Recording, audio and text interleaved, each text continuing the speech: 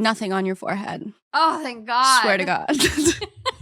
I was editing that YouTube video and I was like, what the heck? And I realized it after when we were like doing our stills. I like held the phone up and I was like, no. I like at one point thought there, but then I was like, oh, that's just like a vein. Because it was like right where a vein would be. I know. And then I was, because I don't have the best vision. Although now, yeah. Okay, so no lines today. No lines. We're already doing better there. I'm still like sitting here in shock about the fact you just asked me to go caroling though.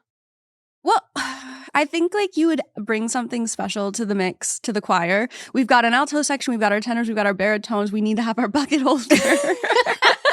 I'm like, I can hold a bucket and ring a triangle. Ooh, wait, yeah. You could have the triangle. We could get you a good like instrument. Cowbell. Like the thing with the bell. Yeah. Is that the egg shakers? Yeah. Trombone. The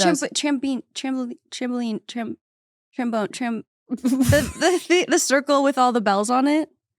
And you like and oh my God, Esmeralda has one in Hunchback of Yes. Notre Dame. Mm-hmm. What is that? Tambourine. Tambourine. You were close. I was hunting. You were close. Yeah. Oh my gosh. I'm really excited to have this theme today. I am too. I'm like, this was your idea. It was Fiero's idea. It was Jonathan Bailey's idea. Where are my wicked people at? I need to go again. I'm so jealous you're going for the 4th time tomorrow. Yeah, and I have the 5th time all scheduled as well. But that's because my family hasn't gone, and when I go home for Thanksgiving, I'm making them go with me. Okay, that's fair. But I've never been like this about any movie. It was like, I'm not going to go. Have you? You've obviously you've seen the original Broadway. Yeah. Okay. And I will say, I understand a lot of people don't love musicals. Totally understand. But like my brother, who doesn't really like musicals, he fell asleep during Phantom of the Opera on Broadway. Yeah. He enjoyed Wicked. It's sort of like it can meet people because it's a little bit more poppy, a little bit funnier. So I would give it a chance. That's all I'm saying. I think everyone needs to. It is honestly so well done. It's so fun. So well done. Yeah. I loved it. And I just saw the Broadway musical like a month ago. Oh, no way. Yeah. So for me, it was like, it was so fresh. Yeah. And I was like, wait, it's incredible. I love Broadway. I'm like considering going to New York because I have like a free flight that I need to use. And I'm like, maybe I'll go to New York by myself and just go see some musicals for like. Wait, that's so fun. I'd go with you. days. I'd go watch musicals with you. Okay, let's do it. Have you seen the new Great Gatsby? No, and I just Unreal. read the Great Go see Gatsby it, book guys. for the first time. Okay, this is meant to be. Like 2 weeks ago, actually. It's meant to be. Also because it's shorter and I'm trying to hit my Goodreads reading goal for the year. So that's like Yeah. what happened. Yeah, Justin told me you were trying to hit 30 books in the next month or something. Yeah, my goal is 100. I'm at 74. Okay, the thing is I actually have 6 books. I have 6 other books that I did read that aren't on my Goodreads because You can count those. they're so embarrassing. I couldn't even claim them publicly. Oh. You know, sometimes. That's how I feel about some of the smut shapeshifter books I read. I'm like, I shouldn't tell people about those. Yeah, I had like a reverse harem phase, so we don't have to even. No. You can count those. That's fine. That's fine. Yeah, let's put it on there. Let's get up to 80. Let's go. Okay, so hi guys. I'm Morgan, by the way. This is 2 Hot Takes if you're new. I'm Michaela. Hi. Hi. So the theme Michaela came up with is like genuinely self-concerned or self-centered. Self-absorbed. Yeah. Yeah. There's a line in Wicked. This is where it came from because one of the people says that Alphabet says to Fiero, that's why you pretend to be self-absorbed and shallow. And he's like, there is no pretense. I happen to be genuinely self-absorbed and shallow. Mm-hmm. So genuinely self-absorbed because a lot of these bitches do happen to be genuinely self-absorbed on these stories. Yeah. And that's what a lot of these are. And maybe we'll put a question mark at the end for the title and we'll kind of determine if it's they're self-centered, self-absorbed, or like something else is going on here. Because they're very confusing. Like I read a couple of these and I'm like, I'm bamboozled. I like that. I'm bamboozled. I like that a lot. I like the question mark. Question mark. And hey, that's true to the movie as well. Question I'm mark. done. That's the last thing I say about it. I swear to God. The whole episode is actually wicked Yes. today. The whole thing. But are you ready? The movie's just going to start playing, yeah. Yeah. intro. It's not Two Hot Takes. Neon. It's wicked. Part 1.5. Whoa. Okay, let's dive in.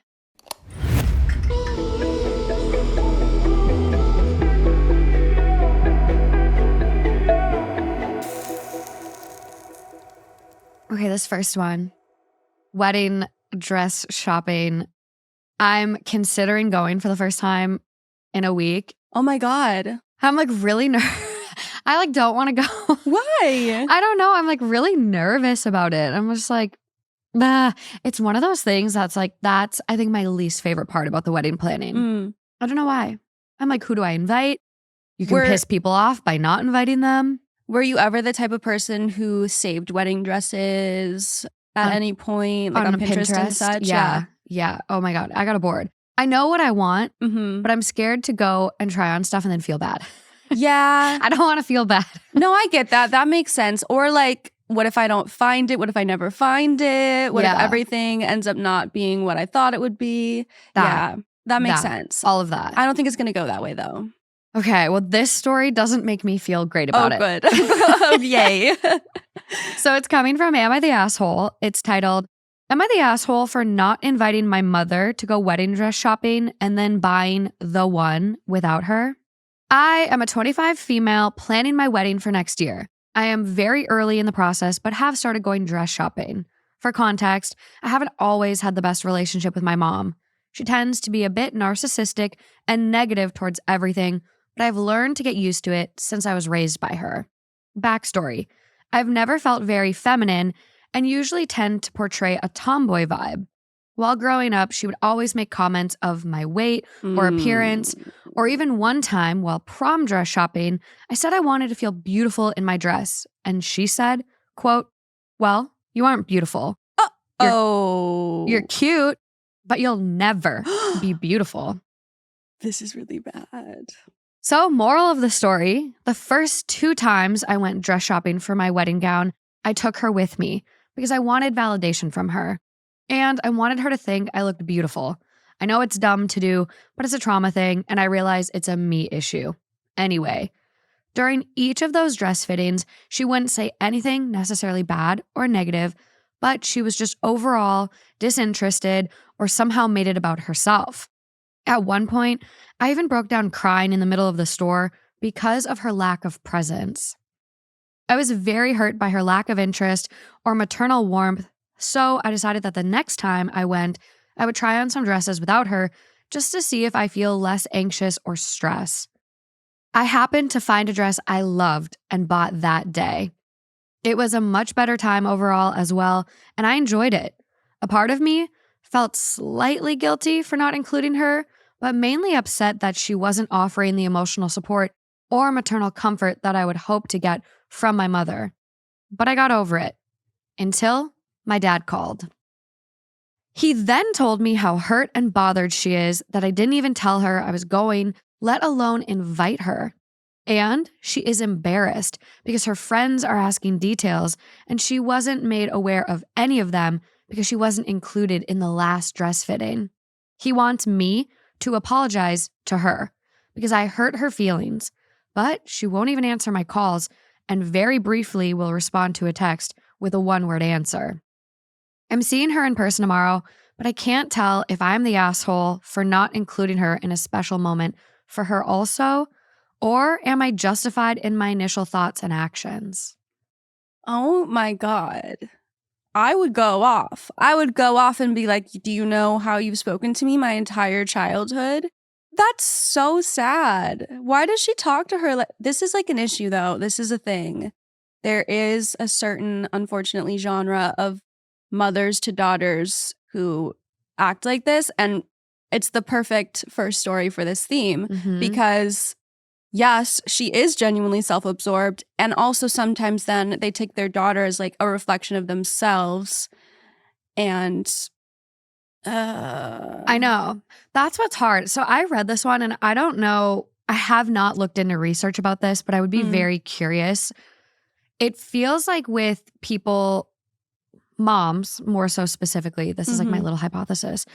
It feels like moms that are narcissists or have like more of these narcissistic traits have a harder time raising daughters than they do sons. It feels like if they're a narcissistic mom and they have a daughter, it's almost like a competition between them. Like the mom looks at it like that. Versus if they have a son, they don't have as much of a problem with a son. Yeah, or it's like you have to do XYZ because if not, like you're a reflection of me, you're a younger me. Yeah. So you're gonna do the dream that I didn't get to do, or like they use them as a tool to achieve what they think they should have achieved in ways as well. Yep. It can go so many different ways, but this is such a dangerous, like, I know so many people who had experiences like this, not as frequently with comments like that from their mothers, but just like little comments about like their weight or the way they looked on important nights like prom or something like that. And it's so damaging. Of course, you wouldn't want her there when you're trying on your wedding dress, which, as you were just saying, is like already a stressful. You want people to cry. You want people to be like, oh my God, this is the most beautiful you've ever looked. You're the most beautiful bride I've ever seen. Yeah. I know. I'm blown away. And the comment from prom too, because like that was a very important time. Yeah. And it's like, well, you aren't beautiful. You're cute, but you'll never be beautiful. What the fuck? Like, sorry, what? What? Every single fucking person is beautiful in their own way. Like, and to say that to your daughter who just said like, I want to feel beautiful in my dress. Like you'll never be, what? What? Like, I don't, even an enemy shouldn't speak to you like that, let alone your mother. No, dude. I just realized one of my biggest pet peeves is the preface, with all due respect. Yeah. Like, okay, if you're saying that and then you say something extremely negative afterwards, it's not fucking respectful. It's not all due respect. Like, that's so disrespectful. And you prefacing it almost put me in fight or flight mode. Yeah. So maybe don't say that. Don't start with that. Delete that.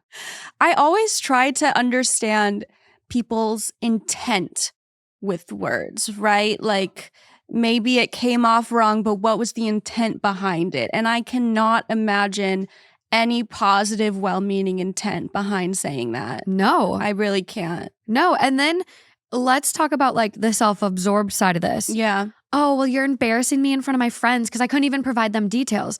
So you only care what other people think about you. You want to look like this doting, amazing mom to your friends when that is the furthest thing from reality. And can't she ask? Can't she just ask? It's like, it's so stupid. Can't you just be like, what does the dress look like? What does it look like? If you were a normal, well-functioning human being, you could say, I'm sure you look so beautiful. I'm so excited to see it. What does it look like? And then you would know. But instead, you're not speaking to her. You're stonewalling her. You're punishing her. It's your fault at every turn. No, this is extremely toxic.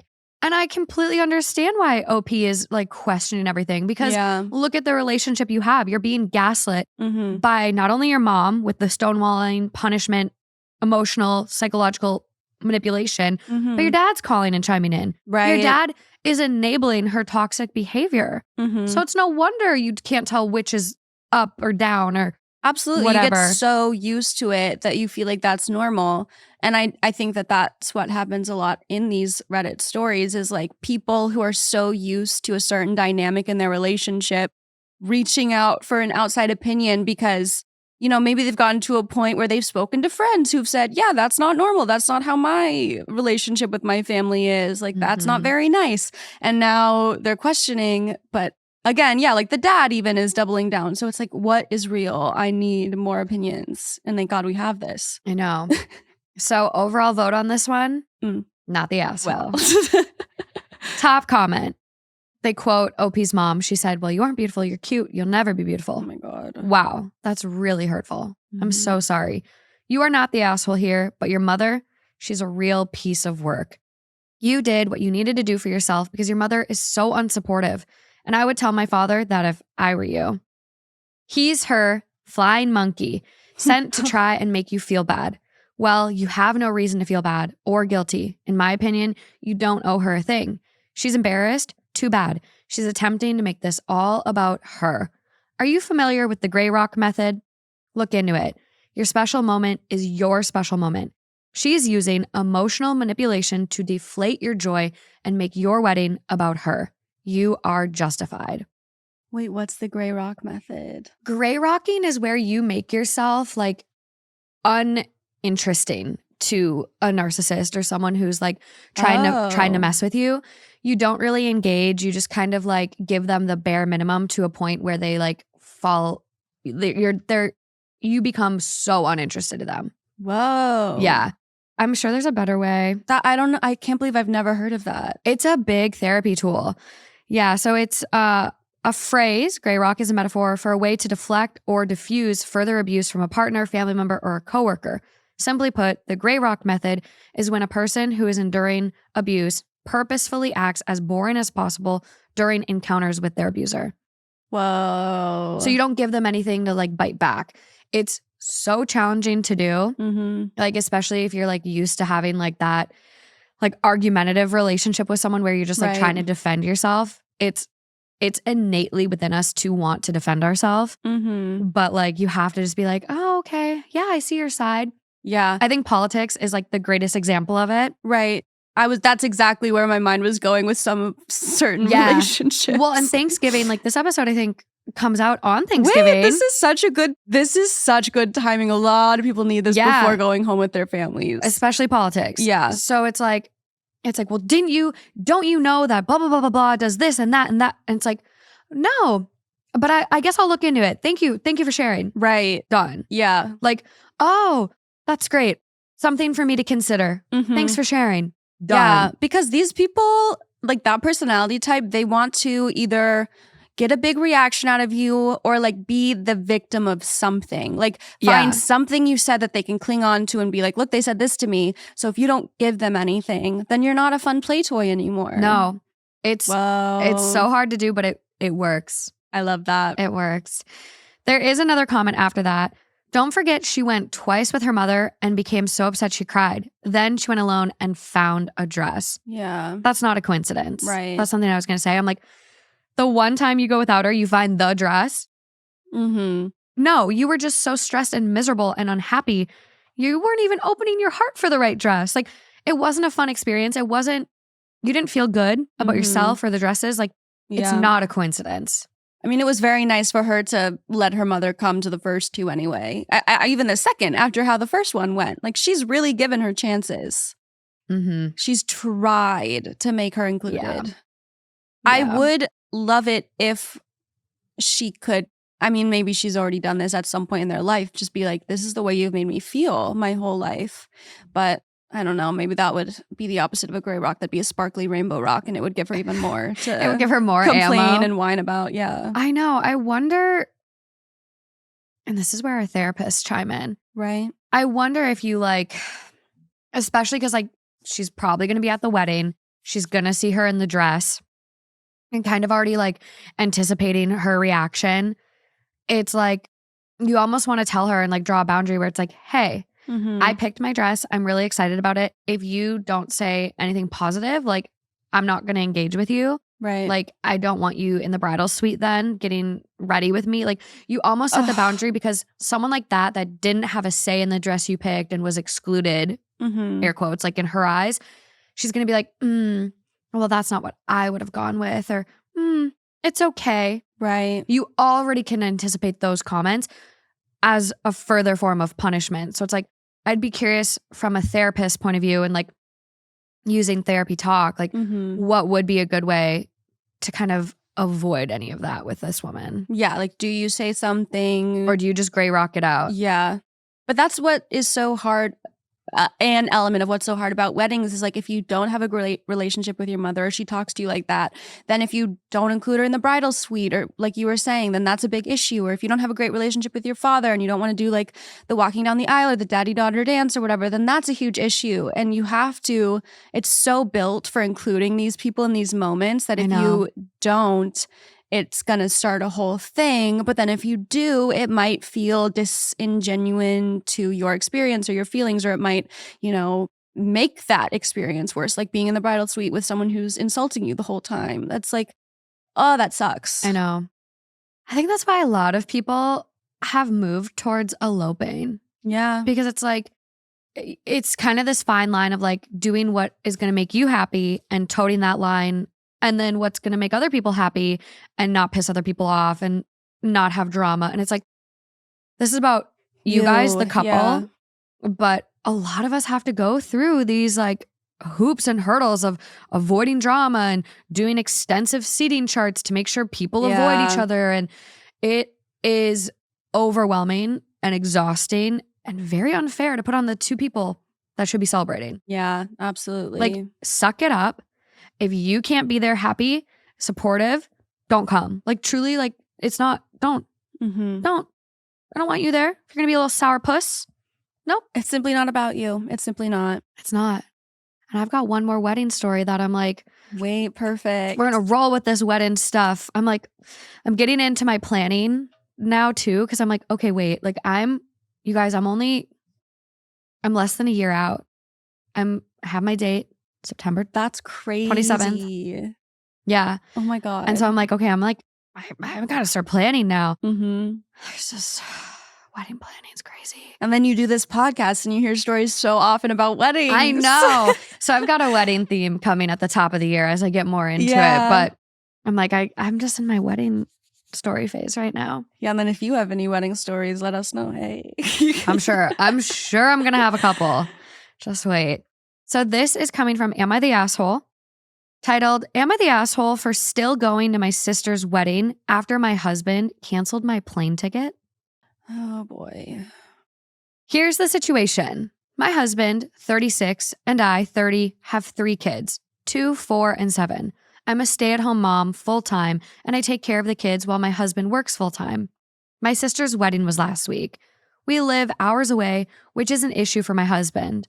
When we first got the invite, he told me he wasn't going, that he will stay for the kids, and suggested that I do the same. Since the wedding doesn't allow kids, and my husband doesn't want to hire a babysitter after the one we had robbed us, we had gone back and forth on this. But I insisted on going since that's my only sister and I want to attend what might be a once-in-a-lifetime event for her. He chuckled at my statement, and then we stopped talking about it. As the wedding was approaching, he brought it up and told me to miss it and stay with the kids. I suggested that since no babysitters were allowed, then I could get my friend to stay with the kids, but again, he refused. I ignored him, spoke to my friend who agreed to watch the kids, and booked a ticket to travel to my sister's town in time. My husband found out and went on about how he had work and that the most logical solution is that I stay home with the kids and let him make his living. I told him that I already took care of the kids and they'll stay with my friend. Honestly, I grew impatient. The day of my flight, I dropped the kids off at my friend's place and then headed to the airport. I found out he had canceled my plane ticket. What the fuck? I was upset, but still insisted on going, so I went home and got into my car and drove 4 hours to get to the town. At 5 p.m., my husband called and was freaking out on me, asking where I was. I told him I made it to my sister's town, and he blew up, saying I wasn't supposed to go. Even said he canceled my ticket to get me to stay. He demanded I return, but I said, not until the wedding is over. He called me horrible, a neglectful mom, then had his mom scold me and accuse me of abandoning my own children. There was a huge argument that ensued when I returned home, and my husband kept on saying I was horrible to leave the kids and to ignore him like that and eventually do what I wanted. He's giving me the silent treatment as of now, and I can no longer take it. I felt guilty and did not enjoy the wedding at all. Was I wrong for still going? Hell no. What the actual? I kept waiting for him to give some other reason as to why she couldn't go besides, I don't want you leaving the house. What? I'm very concerned. It's her sister's wedding. It is her sister's wedding. Also, can he not watch the kids for what, like 2 nights at most? No. Maybe 1 night, 2 nights? No, he can't. Why is this such a thing? Also, you know what? Maybe that babysitter deserved to rob you. Maybe that babysitter deserved those items more than he did. I'm beyond baffled. I am so happy and proud of her Yeah. to go through that. Right. You're literally being like Turned away at the airport. Oh, Yeah. to show up and Mhm. find out that he canceled your flight. Hell no. Hell no. And what a good sister. Like, she drove 4 hours versus just being like defeated. Yeah. What an amazing, strong person, like standing up for herself and still doing this, holding her guns, even after being called all these terrible names and all of this shit. Insanely strong. So happy for her. So proud of her. And it sucks that she didn't have a good time. But this guy is a controlling, crazy person. You gotta run. Calling her a neglectful parent? You abandoned your children? She left the house for one day, for one night. They're not attached to the umbilical cord anymore. She could have been back sooner if she had been able to take a flight. True. Would have been more efficient. Yeah. Way more efficient. Would have been able to spend more time at home. Safer for her too. Yeah. Safer. Yeah. Flying is safer than cars. Uh-huh. So they say. My brain doesn't rationalize that when I'm up there, but you know. No, it's true though, because one time I was looking at what the most dangerous jobs are, and police was like not even in the top 10, and all of the top ones were like delivery person, like anyone who has anything to do with driving a car. Dude, Yeah. this is such a tangent. I have a really big fear of getting hit by a car. Mhm. And my new fear, if you are like, your car's parked, but you have to walk around like in front of it to get in, and there's cars Oh. coming because you're parked on that side of the street. Yeah. My fear is that someone on driving rear ends my car while I'm walking in front of it, and then I get like dominoed. Bam. I think about it every time. I'm also, I need therapy. That sounds, That won't happen. Yeah, It won't okay. happen to Okay. you. Yeah. but really proud of her. And just like, this is abuse. This is abuse. No, it is. If you can't leave the house for one day to go to your sister's wedding, like when can you leave the house? When is she allowed to do anything? What's wrong with a babysitter? And then what's wrong with the friend? Nothing. You just want your wife completely under your thumb and control. I'm also wondering if actually a babysitter did steal, or if he concocted something so that there'd be an excuse for them to not use a babysitter. Like, it just seems too convenient for him that he can be like, no, like, we can't have babysitters. It has to be you, when he's clearly so set on making her never leave. So we do get some info on that. Wait, no way. No way. No way. So top comment on this, financial abuse, question mark. Yup. Isolating you from a loved one. Yup. Controlling behavior. Yup.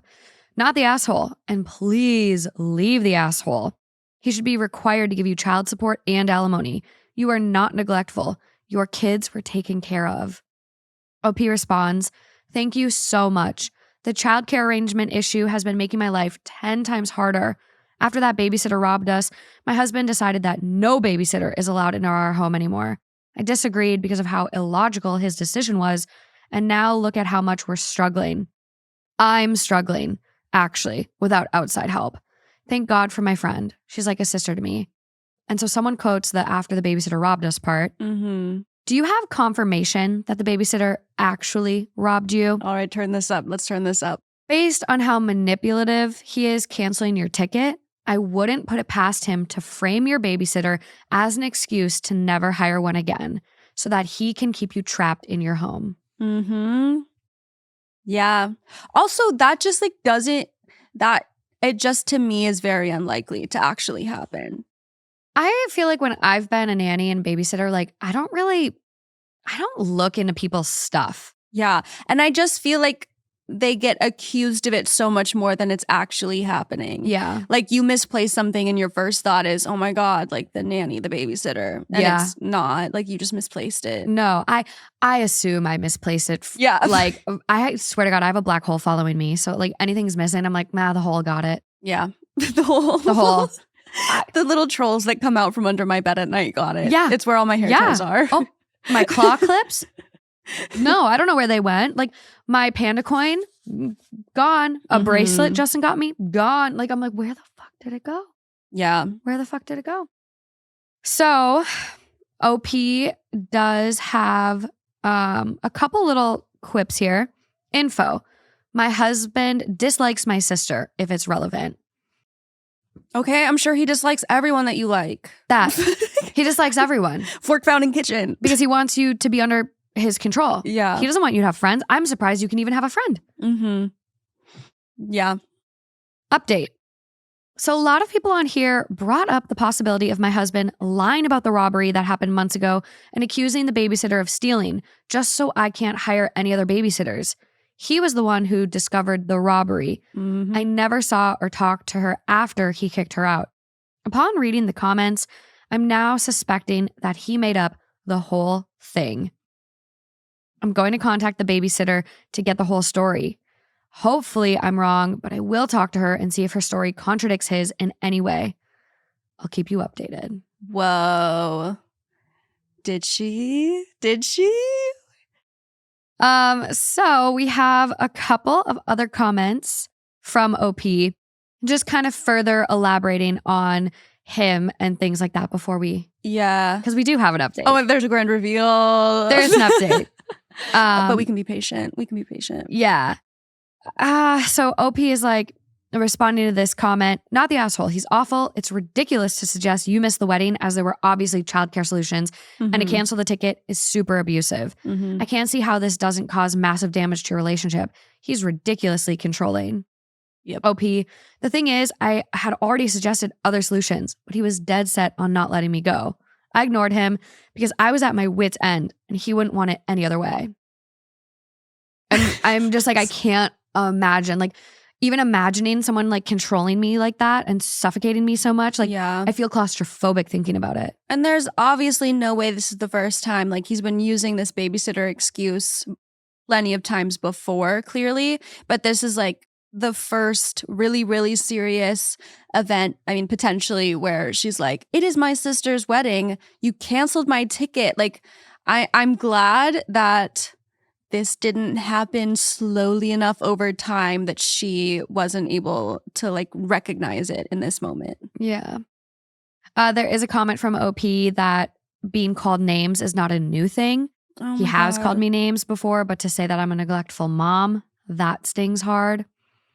That's like one of the greatest indicators of divorce, too. If like the way that people fight and if they do name calling, like that, it's hard to repair that. Yeah. And the fact that his mom is getting involved too. Mm-hmm.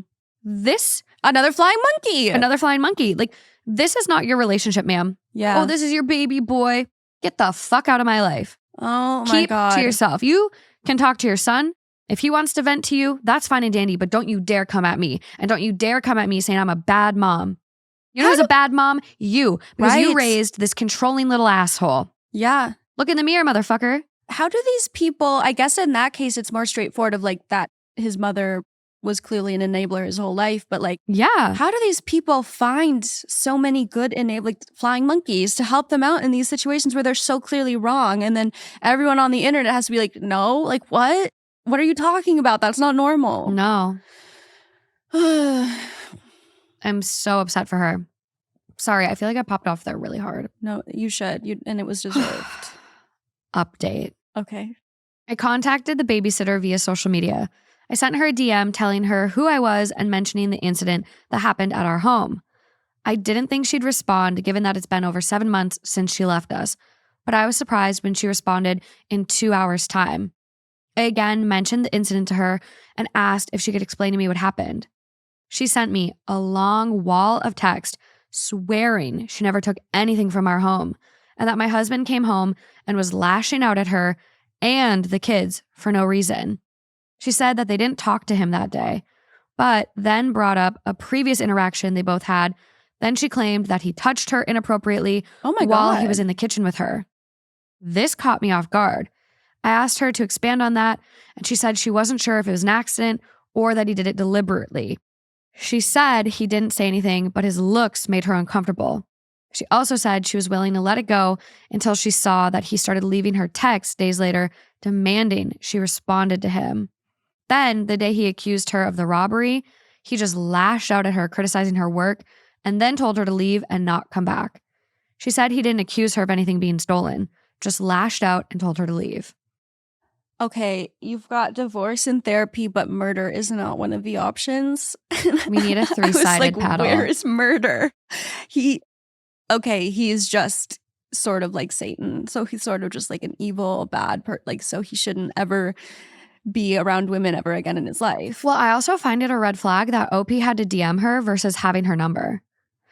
Wait, yeah. That's another layer of the control there. Like, he was Had the all point of contact for the babysitter. Even though she was the one who was with the kids more often. So it was like, hey, honey, I gotta go to Target. Can you text the babysitter?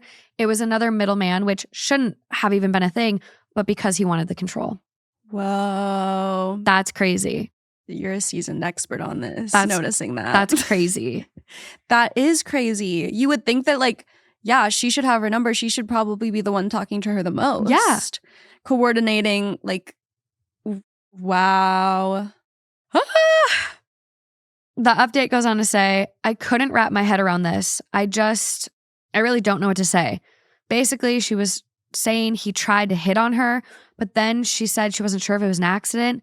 Then he just all of a sudden came home one day and lashed out, then told her to leave. I can't make sense of any of it. He told her to leave because she wasn't reciprocating his advances. Yeah. And so he needs control as well. Disgusting. I went to try to speak to him on that, but he kept blocking my attempts to discuss it, so I blew up.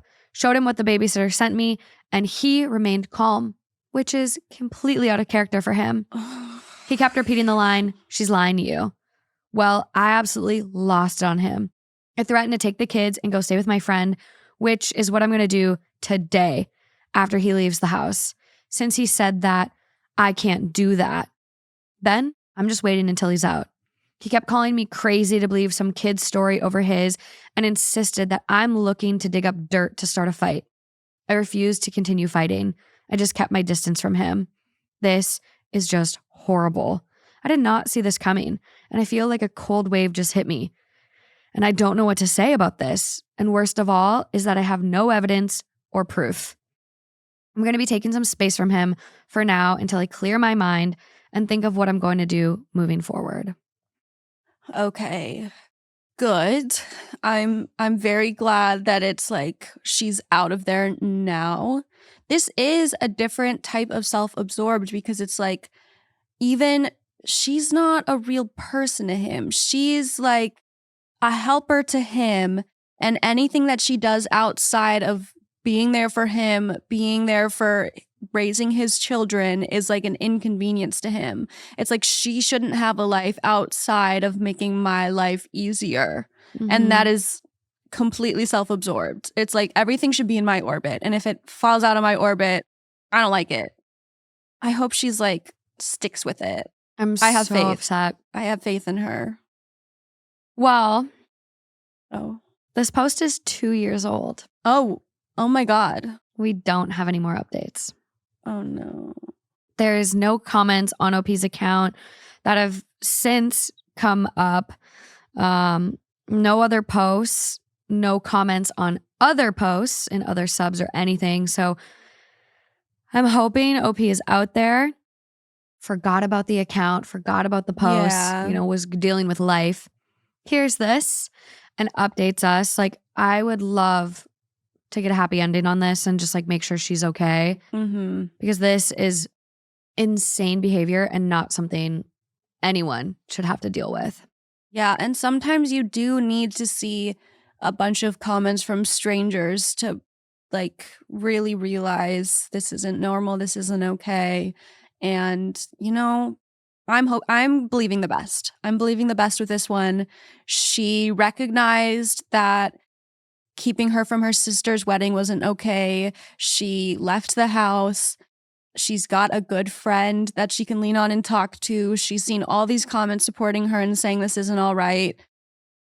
We're leaving this believing the best. Yeah, and I do get that vibe just based on the last comments OP did post. Like not having proof and stuff. Yeah. And so did say like, I'm too overwhelmed right now, but I'll make sure to store all the messages. So all the messages from him, all the messages from the mom, messages from the babysitter. So there is something. Yeah. And then there's another comment where OP is just like, I fully believe and I'm now convinced that the reason he canceled the plane ticket and went ballistic when I attended the wedding is because he hates my sister. He calls her a slut on the regular and yells at me about how she sleeps around, which is none of his fucking business. I'm just so mad at myself for letting him get this far in humiliating me and bad-mouthing my family while I stood there and took it. I was an idiot. No, you weren't. Then he should be happy she's getting married if he's so bothered by a woman having fun. I wouldn't be surprised if he's made passes at the sister and just hates her because she didn't engage. Oh my God. He just hates anyone who's not sleeping with him. Well, actually, he hates people sleeping with him as well. So it's everyone. Yeah. He just hates women and needs to be in a superior position and control. Yeah. She's left him, everybody. Yeah, but if you're out there, let us know. Let us know. All the love to you. Reddit and TikTok have a weird way of showing up on people's For You pages. Like the amount of times that people are like, I came across my story being read on a TikTok. Like, it could happen and we could get an update. So everyone just manifests that OP's out there and living her best life. And pain and suffering for the man. And getting that alimony she so heartedly deserves. Yeah. Oh my God. Insanity. That was a good story, though. I know. And this next one, I think it's also insanity. Oh, God. Self-absorbed motherfucker, though. I know. Absolutely. I love the variety of self-absorbed people we're getting here. Do you have to, I'm like, if you like controlling people that much, is it, you must get off on it somehow, right?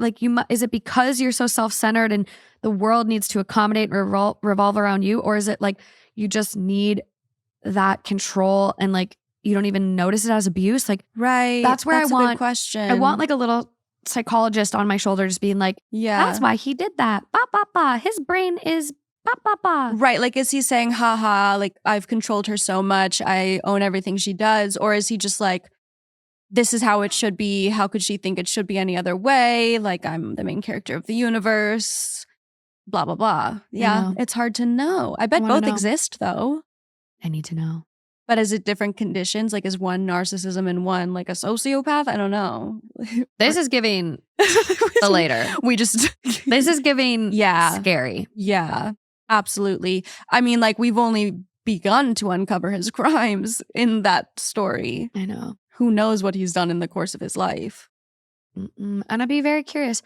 I would bet money that he's an only child and a mama's boy. Yeah. And mommy might have some. Sorry to the moms. You're getting a tough rep today. Sorry. I personally love my mom, my best friend, lovely woman. I love my mom. She would never do any of these things. She's a little goofy, but still love her. Goofy. Okay, this next one is coming from our very own Two Hot Takes subreddit. Ooh, love that. 3 days old. Ooh. I'm 23 female and my boyfriend, 37 male. He demands a cut if my paintings get sold. She's 23 and he's 37? Okay, just wanted to run that. Okay, cool. Just making sure. 14 years? Cool. Awesome. Hi, Two Hot Takes and Father Knows Something fam. I've been a longtime listener and I just want to say I learned so much from your podcast. But on to the issue. I'm a freelance artist from the Philippines, and let me tell you, art here barely gets importance since we are a third world country. And I completely understand given that people should prioritize necessities to live above all else. So art as a full-time job is a pain here. Well, I've been in a relationship with my boyfriend since January 2024. We met at an art event and he messaged me after. And after a month of courting, we officially became a couple. On dates, I always insist on splitting the bill. But there comes a time where it's only him that pays and vice versa. It doesn't bother me since I make money from freelance since getting my degree July 2023. My freelance jobs are architectural layout design and various forms of commissioned art, pencil drawings, painting, customized costumes, cosplaying, hair and makeup, etc. And since art is our common ground, he insisted on giving me museum-wrapped canvases so I can keep creating art pieces. He has a small canvas business. At first, I didn't let him give them to me for free since it's kind of costly here, so I paid for them. But after a while, he insisted that they are free, and I can just pay each if they get sold. So I agreed, and considered it as help from him so I can develop my art more without spending too much, given that freelancing art is not a stable field here. Fast forward to November 2024. I've finished 5 paintings, 3 pieces of 2 by 3 feet and 2 pieces of 18 by 20 inches, and people have loved my style so far. And now I'm on my 2nd art exhibit this upcoming December. And when I asked him how much each of the canvases are again, so I can pay him if the paintings get sold, he told me the amount, and I said I will pay him the exact amount when they get sold. But he then demanded that I should give him higher, that I should consider it his cut. I know he's been helping me, but I don't understand why I need to give him more than agreed, since if they get sold, it'll be my first. I help him with his art too, like giving his art pieces titles and descriptions for countless exhibits catalogs, helping him promote his art on social media, and giving commissioned arts his way.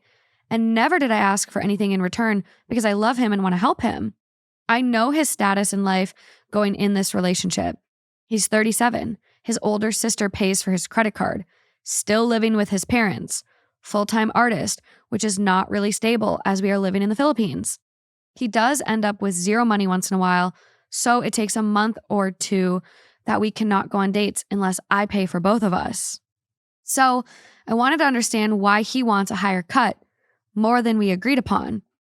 But when it's him that gets his pieces sold, I never ask for anything.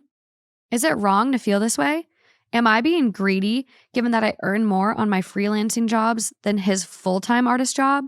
For reference, he earns around 0 to 170 a month, while I earn 500 to 600. How can I tell him that I don't want to give him a higher cut since we had an agreement that I only pay him the canvas price? I'm delaying talking to him since when I open up about things, even with the softest tone, he tends to cut me off and tells me he doesn't want to fight. He concludes that I want to fight when I attempt to communicate and just want to clear things up. I prioritize communication since I want to be transparent in this relationship to keep it healthy. Also, I lend him money when he needs it from my savings account, given he doesn't have one or any savings, and I never ask for interest, no matter how much of the money he asks for. Please help. P.S. Forgive me if my storytelling is confusing. It's the ADHD in me. First of all, congratulations to this girl. Yeah, absolutely. I'm holding up my divorce sign. Literally. Congratulations, like getting your art in galleries and like all of the success. That's so exciting. Your 2nd exhibit? Yeah, that's incredible, especially since you said it's like really especially hard. He has been up to this for some time, insisting that they're free. He's had this plan. If he usually doesn't pay for stuff and he like it's usually a shared situation, you go 50-50 on meals, like you go 50-50 on most things, but then with these canvases he's all of a sudden like, oh no, these are free, you don't have to pay for these, and we'll talk about it later when you sell them. It's been his plan. It's a bait and switch. Yeah. It was a plot. Yeah, it's been a plot. He's a scam artist. Yeah. He's a 37-year-old scam artist. Yeah, and I mean, like, hey, let him say that part. At 37 and 23, he's a predator. Yeah. And I get people are going to be like, they met when OP was 22, 23, not grooming, no issues, blah, blah, blah, blah, blah. No, it is predatory if you exploit someone like this. Yeah. And I can just tell you, like, I as a 28-year-old, like 23, even to me, I would be like, is that too young? Like, I would feel weird about that. So, and I'm not saying that that's inappropriate, like that kind of age gap. And I'm sure, yeah, if it's like a one-off, blah, blah, blah, whatever. I'm not going to get into age gap discourse. It's like a whole thing, It can work for some people. It can be healthy. Yeah. If there's not a power but clearly, imbalance, given the other things we're seeing is why it's such a red flag. Absolutely. It's very self-absorbed to assume that, like she said, she's helping him because she wants to help him. And that's what she thought he was doing for her. That's what relationships kind of are. It's literally just materials. I will pay you the cost of materials. Why do you feel entitled to a percentage of like my art because you provided a material for me. I'll pay you back for that. Like, yeah, you bought the brush. Cool. I'll pay you back for the brush. You bought the canvas. I'll pay you back for the canvas. Like, that doesn't mean that you have any claim to the art that I created. And then that would be one thing. Right. And then you add in the fact that she's helping him. Yeah, with way more. With way more. With way more. Borrowing him money. Yep. Doesn't ask for interest. Titles, descriptions, helping him with the creative. Sending him commissions. Yeah.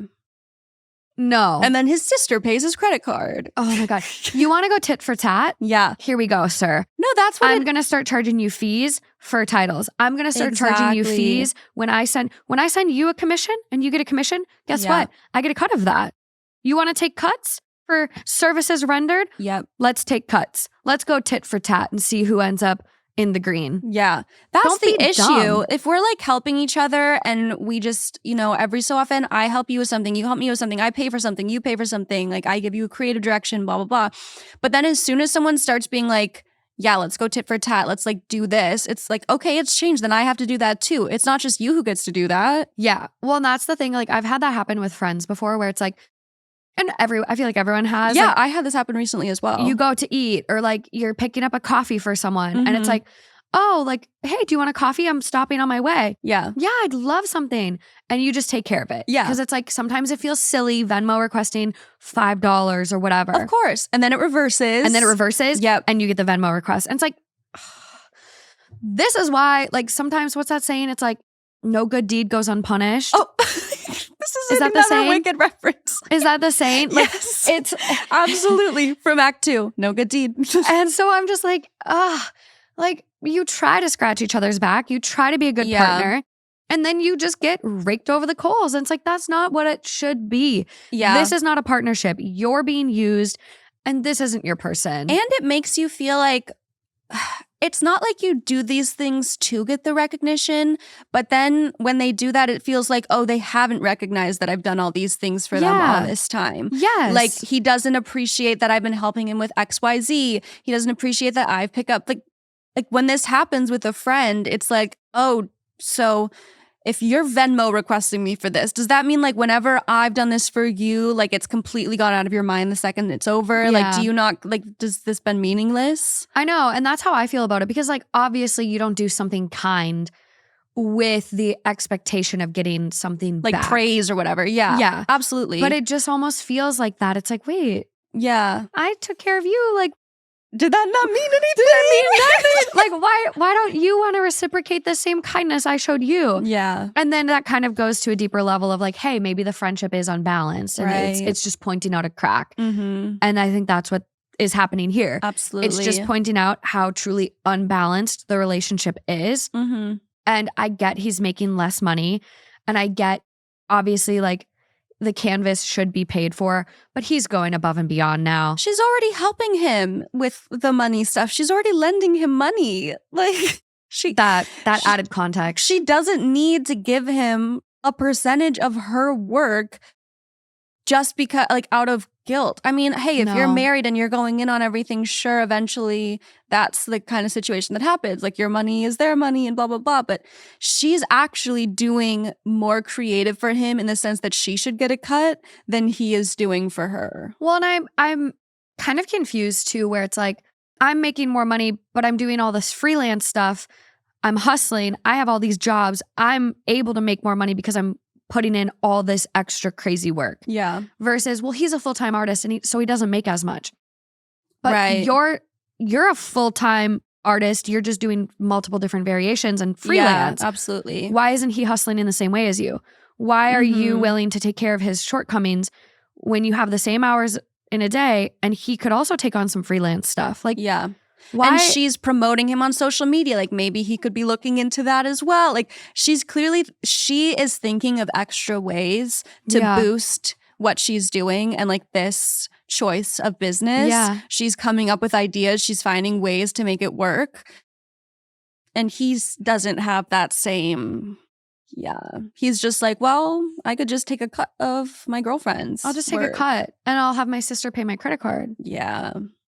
Which it sounds like that's maybe an arrangement he's used to getting. Like, sort of just This is skating by on other people's charity. self-absorbed. Which, like, it's amazing to follow your dreams if you're an artist and you're trying to be an artist. Like, that's hard work. It's hard It's incredibly to get there. hard. Although, yeah, like I was a musical theater major and at a certain point I was like, I'm not actually going to make money doing this. I have to change. Like, I love this. It's so much fun. I have to do something else though, unfortunately. Like sometimes that point does come as well.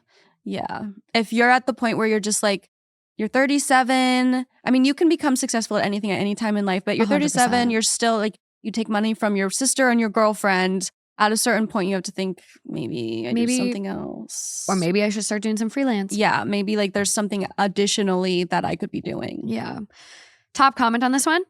Your boyfriend is using you as an ATM. Oop. Stop giving him money like every other female in his life. This man is 37 years old. What the actual fuck? Yeah. This isn't a healthy relationship no matter how much you think you need to communicate. You are being used.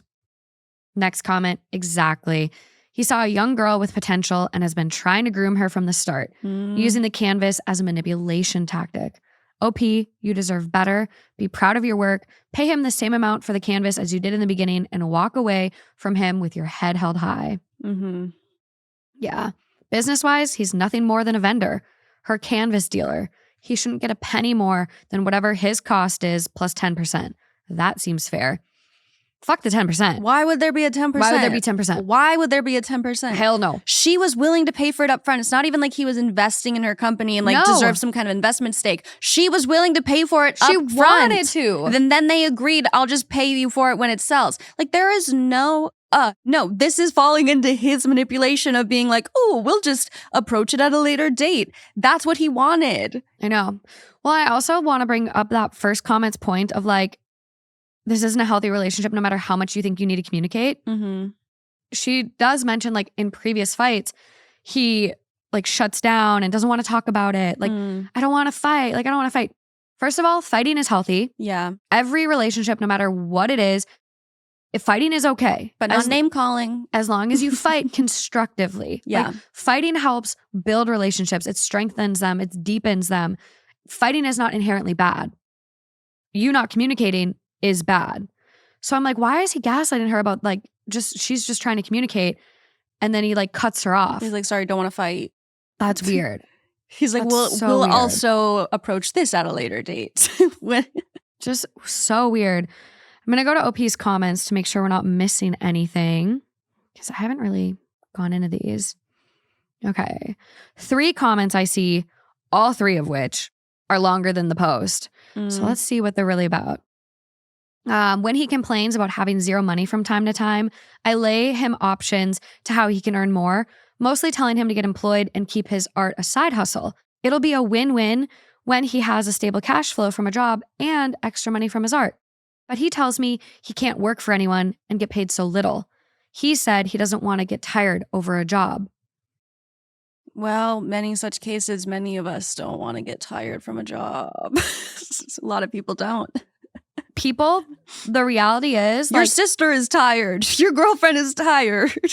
There are so many, like, I've seen this argument a lot where it's like some people like work to live and some people live to work. It's okay if you're just working to live. You don't have to like be in love with your job. Like there's some people that enjoy their 9 to 5, don't have to take their work home, and that's happy. They work so they can live their life. Sir, I want to beat him with a stick. Like, just, that's aggressive. But no, and this is another... My soft paddle. I want to just hit him with my soft little paddle. This is another instance of the self-absorption because it's like, do you not think everyone else struggles with that? Like the people that are helping you right now, do you not think that they're also like tired sometimes? So you're okay with taking other people's hard-earned money? Yeah. You're okay being a glorified sugar baby? Oh my God. OP has another comment. I think someone was asking like, what do you really help with? He does ask for my service, digital layout designing for his commission sometimes. First time I gave it to him for free. The next are paid. I stuck to my client pricing since it's my business. But then recently, he's persuading a potential project and told me his words, quote, make me a contract and sample layouts, love without payments as an investment in me. And will she be getting a percentage? Yeah. Will she be getting that percentage? Insane. Of course, I will not do it for free. He expects his canvases to be paid. I will ask him to pay for my services, although sure enough, he can't afford them, honestly speaking. Last comment from OP is in response to someone saying, you realize you're just a fuck toy and ATM to him, right? Oh, ow. What's the age rule from Parks and Recs again? Divide the age by half and plus 7. So the youngest he should be dating rounded up is someone who's 26 years and older. Anything under is creep territory. Now, if you two just had a one-night stand and that was it, okay, whatever. But no, it's a full-blown relationship. Pop off Tia's street. Yeah. OP responds, we had fights before when I caught him adding profiles of minor high school girls on Facebook. Fork found in kitchen. And you know what? Yeah. From the first sentence of this story, I smelled it. Jail. This is why we need a murder one. We need a murder one. Where's that third option? I can see his profile following. It's public and on Facebook. When you try to add a profile as a friend, if they do not accept, it goes to your following. He did that while courting me and in a relationship with me months in.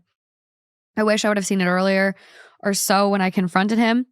He acted like he doesn't know how that happened. Of course. That I was being crazy. I just wanted to know why. He keeps saying he doesn't know and he didn't do that and will just start unfollowing everyone.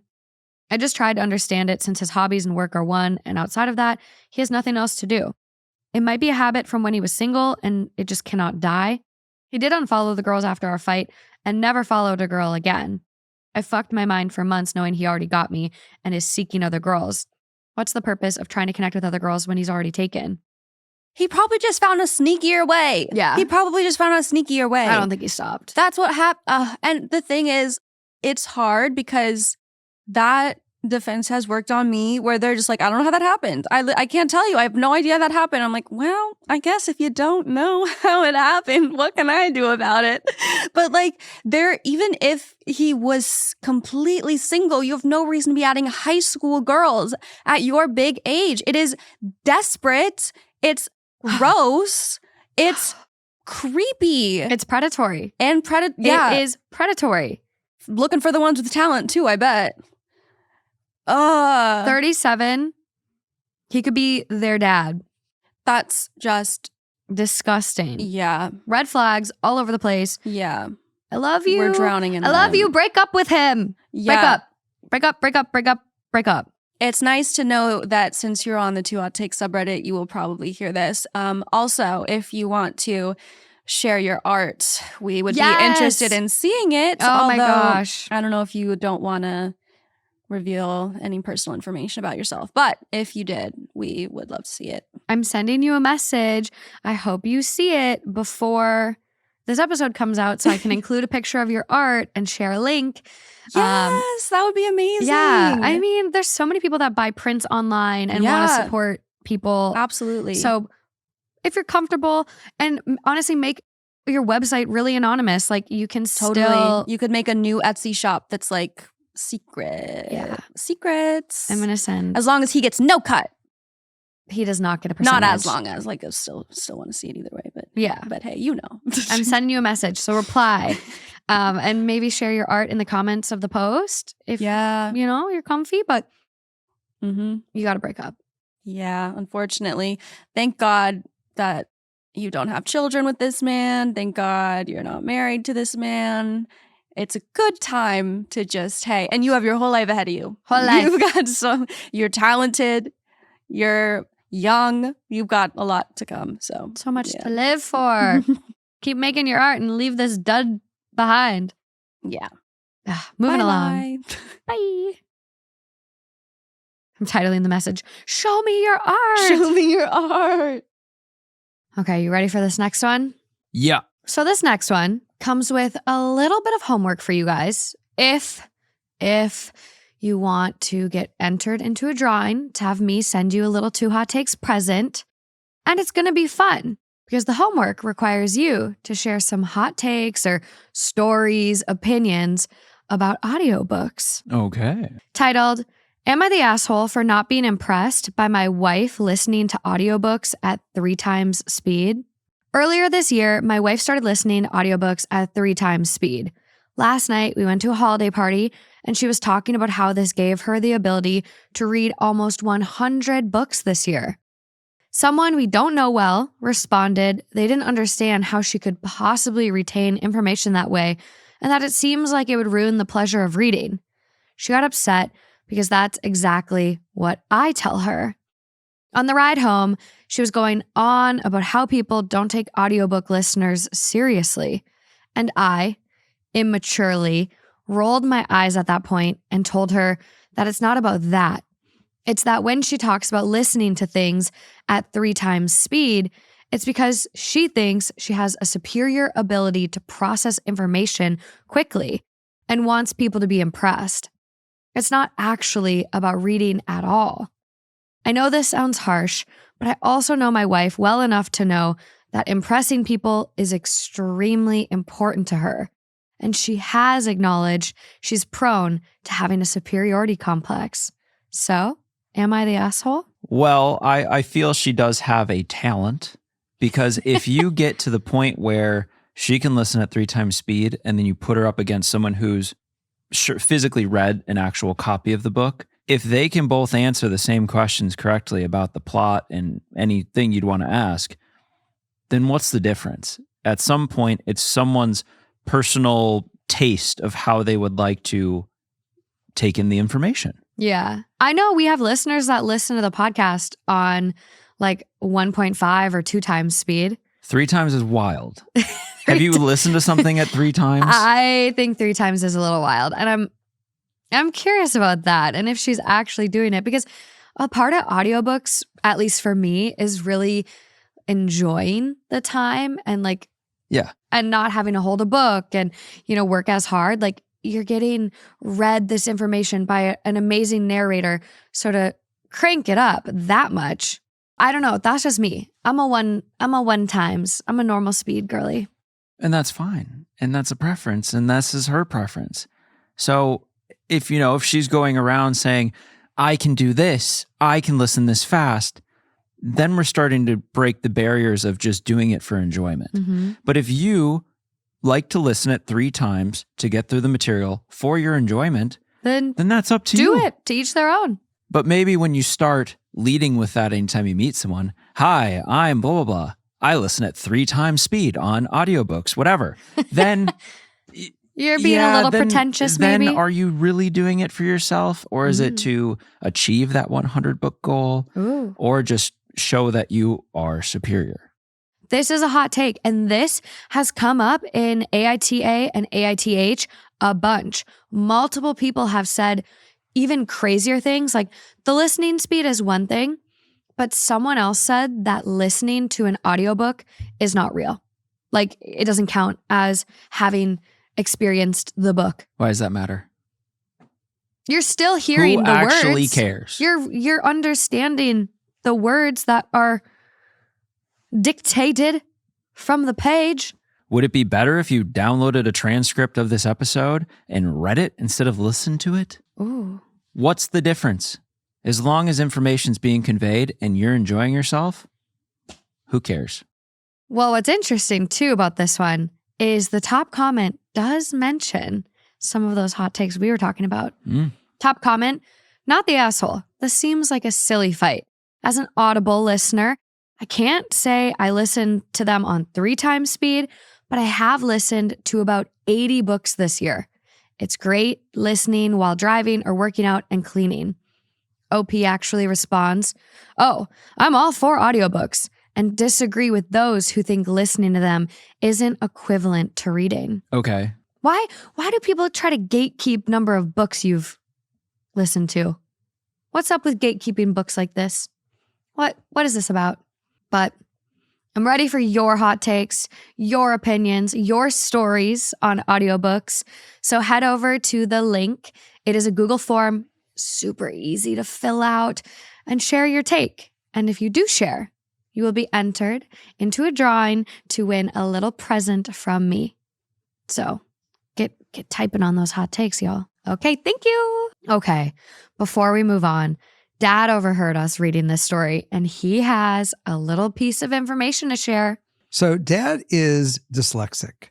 I do Audible books because I can truly digest it and I don't get lost by inserting words, switching words, and fighting it. And for me, I get it. It works. So it's accessible too. I mean, what's not to like? Okay, submit those hot takes. There you go. I just don't know if today's gonna be good at all. Oh no. Oh no. How bad is this one? It's pretty bad. Okay. So- is it as bad as the semen in the cups one? I don't know. That one was really. Yeah. My mom talked to me about that one. Oh, what did she say about it? She was just like, that was so horrible. And I was like, and I couldn't even repeat it to her on the phone. I was like, the one with the cups. So she was like, yes, that was. She's. Dude, it's so. But she said it was a really good episode. So Okay, thank you, Yeah. Michaela's mom. Shout out, Mom. I love that. I'd love a mom's take on this next one too. So tell her to get in the comments. Oh, she'll be. Tell her to get in there. This next one is coming from r/relationship advice, 6 days old, titled, My 29 female husband, 36 male, hopes I have a C-section. Oh, God, okay. Posting from my friend's account because my husband follows mine. I've been with my husband for a little over 10 years, married for 2. We weren't planning on having kids for a couple more years, but we had a slip up with our birth control, and now I'm 11 weeks along with our first. The stress of this being an unplanned pregnancy is weighing heavy on both of us right now. And I guess to alleviate the anxiety, my husband has been talking more and more about plans for the future and getting ready for the baby. During one of these conversations, he casually dropped that he hopes I get a C-section when delivering our child and wondered if it was something that happened often. I had no clue where he got this idea from or why he thought that was an appropriate thing to say. So I asked what he meant. He explained that he'd heard awful things about natural delivery, the pain, the risks of tearing, etc., and then added, completely serious, Yeah. that he'd hate to have our sex life ruined if I ended up getting a tear or was looser Yeah, that's exactly what I was worried about. after birth. He said the last part semi-jokingly, but by that point, I was so angry. I couldn't stay calm or explain how fucking stupid what he said was, not even mentioning all the dangers of a C-section. I was repulsed he'd even bring up his own pleasure in the same sentence of something so serious for me, the baby, and our well-being. My husband says I'm overreacting and it was just a joke, but I don't know. It clearly was not a fucking joke. Also, C-sections are serious. There was actually a video, not of an actual C-section, but just like of all of the layers that they have to go through was Yes. on my feed recently. I was on mine too. That's so funny. We have similar algorithms. Yay. Yeah. But I was like, oh my God, that is so much more invasive and like scary than I thought it would be. Same. There are so many dangers to that. Yeah. And then this week, there was a photo on Twitter of like a C-section scar. And it was quote tweeted with like, this is how you know a woman has failed at like being a woman or something like that. So I've been recently getting a lot of C-section content on my feed. So that's why I was like, wait a minute. But Isn't that crazy? Think about that though. It's like, this is the hard part that at least I feel sometimes is like a parent in being a woman in my Mhm. experience of it. You're damned if you do and damned if you don't. Yeah, exactly. You can't give birth naturally via vaginal delivery because then you'll be loose and stretched out and not as tight and not as great and you'll get fucked up down there. Yeah. But then you can't have a C-section because that's not very womanly. You failed as a mother. Like, Yeah. And you'll have a What? scar. Yeah. what? I know. Why is the goalpost always seemingly shifting? Why can't the goalposts just stay where they're at and just be normal goalposts? Yeah. And then Sane goalposts.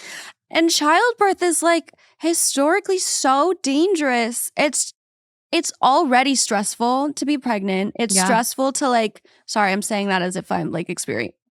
Like, no, people think I'm pregnant every week. So you never know. Just like from your behaviors or? I cry a lot. Oh yeah. I'm emotional. Hey, then you get used to it, everybody. But no, like it's stressful already to be thinking about how your body is going to change. And like if anything could go wrong during the delivery, if there'll be complications, like if it'll be a safe delivery for the baby. There's so much to already be worried about for your husband to come in and be like, I'm worried about how your body will change. It's like already a fear, but it shouldn't be the main thing you're thinking about. So it's like, why are we doing this? And also like so many women give birth and continue to live their lives and like be in their relationships. Like that doesn't need to be your main concern. No. Oh my God. No, it's very self-absorbed that it is your concern. Absolutely. I was worried from the moment you said the title. I was like, oh God, it better not be because he's worried she'll be less tight. And yeah, you can say that that's a joke, but like there's no actual medical reason to prefer a C-section. Otherwise, they would just be doing C-sections. If C-sections were safer and like less dangerous, and it would be a standard. Yeah. I think some people do choose to get elective C-sections because like I've seen it most times with like professional athletes' wives. I think they try to like time it based on like things like that. So like I've seen that a lot. Because you can choose the time a little bit more with a C-section. Yeah. But I've also seen it where like the baby has a heart defect and so they want to control the environment and like schedule the baby's open heart surgery. Like blah, blah, blah. Like there's times where where a C-section is safer, where a C-section's the right choice, of course. But like that's not where we're at here. And his biggest priority should be like, making sure wife survives this, baby comes out healthy. Like the a couple reality, months in or something. Like that's not. This is you're at 11 weeks. Like you're still in a risky time period. Like and your wife's vagina is your concern, your biggest concern. Like, your doctor will tell you what the safer option is for you when they get more information about like where the baby is sitting in your belly. Well, where does it sit? Uterus? Your uterus? Yeah, in your uterus. And your belly. Pregnancy freaks me. It just freaks me out so much. And I'm just like, the reality is, based on statistics that keep coming out in this country that we live in, giving birth, we have the worst. Being pregnant is becoming more dangerous. I mean, the stats are there. That is an objective statement. People are dying more than they have previously. And more than in other developed countries. So I'm just blown away that that's his concern. Blown away. And it's like, is this helpful? How is this helpful to her? Dude, I need people to start questioning in their heads more before they say stuff. Am I going to be helpful or hurtful with this statement? Oh my God, I think that all the time on Twitter. What are you trying to accomplish? What is the intent? What is the end goal that you're hoping for? And is what you're saying actually going to achieve that? Will it lead in that direction? Or does it not? Because then why are we here? People need to embrace inside thoughts more. I think there should be a big public initiative. Yeah. Make inside thoughts like happen more often, because some of the stuff people have gotten comfortable with saying out loud should not be comfortable. Yeah, especially recently, like I've seen a lot of commenting on other people's bodies and questioning if they have an eating disorder, questioning if they have XYZ. And it's like, if your goal is to stop this person from having that issue, do you think commenting like, oh my God, they're so skinny is going to achieve that? Or do you think if someone has that will actually encourage them? Like what? Like there's a fine line with that one. We need to be thinking about what our end goal is and if we're actually. I know. I just saw the greatest video on that, and obviously there's so much nuance to that conversation. But the way in which she put it was the best way I've ever heard it be said. I'm gonna have to show you the video, but it's essentially like we should be able to have the nuance that like, hey, leave that direct person alone, right? While also recognizing like know something is clearly not healthy. And the overall problem is like portraying that as a healthy image for young girls. There's a difference. And so it's just like, it was a really good video. Yeah, I would love to watch it. We've talked about a few topics that have a lot of nuance, unfortunately, So, like that's life. age gap discourse and all Life, those things. yeah. I hate touching those things because you almost have to say 5 different variations of like, but also if this situation, then that's not what we're talking about. Or if, I know. it's like, There's so much gray area to everything we talk about. And that's why like we can have 10 wedding stories. They're all going to be slightly different. They're all going to have a little bit different context. And we're probably going to have different takes. Even 2 very similar stories. right. Totally different takes. Yeah. I could wake up tomorrow and I'm just a little crappier tomorrow. And so my take is a little meaner. That's You so never true. know. You never know. Like, it's just, that's life. Life You need to is have like nuanced. a mean episode Dude.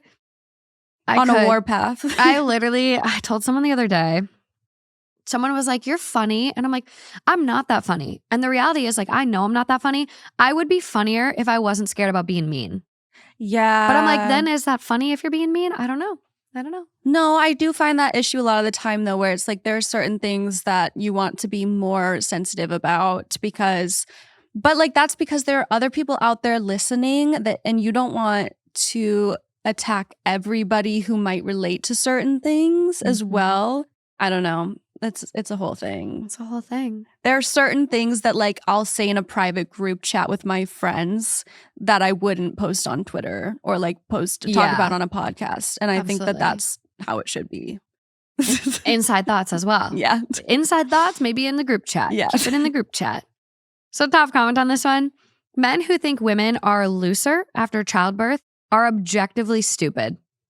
Not to mention the men who think that's the only thing that's going to affect their sex life. Laughing emoji. It's the next comment. Yeah, they'll never get it. Next comment. Because understanding it would involve effort on their behalf, acknowledging their part in relational issues, and attempting to make consistent change after receiving therapy or feedback from their partner. And we all know that's not likely to ever happen. Too lazy, as so many of them prove time and again. Also, isn't it like 4 weeks you shouldn't have sex after pregnancy anyway? I think it's longer. Yeah. I have 6. Oh, right. It's not 4. It's longer than 4. Head, 6 weeks. God, it doesn't even sound comfortable. Right. Like you better control yourself while your wife is healing. It's a guy. Don't even get Let's me not even started start on that. Yeah, on the people that are like, well, we can't have sex, so can you give me a blowjob? I just had your baby. Oh Is that not enough? God. Is that not enough? Oh my God. Surely you can have some patience. You have 2 hands, likely. Figure it out. Yeah, that's a lot. We can't even, But this one's wild. Absolutely wild. Seeing if there's any comments from OP. We do have a few. We definitely use humor to cope with stress, but I still thought he'd be more sensitive over something that has me scared as hell. Not worried about how he'll see me postpartum on top of everything else. Intent doesn't negate effect, though.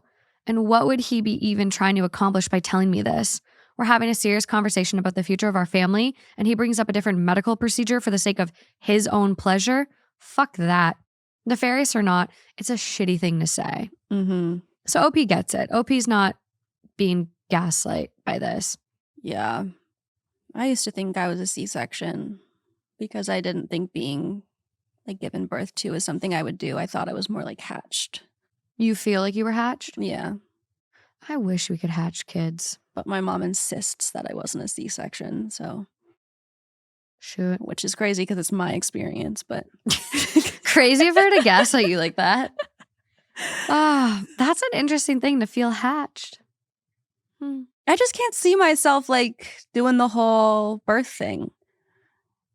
I just see like, never mind. No, I talk about this all the time. Like, I really don't want to be pregnant. Like, I'm kind of in the boat of like, if it happens once, I'll do it. But like, I really don't, I'm not like trying to. I don't know. Like, it's weird. It's a weird feeling I have. Like, I'm totally down to like do other methods. But I'm hoping we'll get to the whole baby in a bag thing very soon. Oh, have we talked about this together? We might be close to that. Have you seen the lambs in a bag? No, the lambs. We haven't talked about this. I've talked about it so much on the podcast. I don't want to bore people, but I'll share with you after. Yeah, please do. Yeah, baby in a bag. Show me the lambs. Yeah, science. Let's get there. So, oh no, what? The comments do take a turn. And something I do just want to point out again, we keep coming back to age gaps on this one. They started dating when OP was 19 and he was 26, which isn't my favorite. And then they've been married for 2. We weren't planning on having kids, but we had a slip up on birth control. You start getting into comments from OP regarding birth control.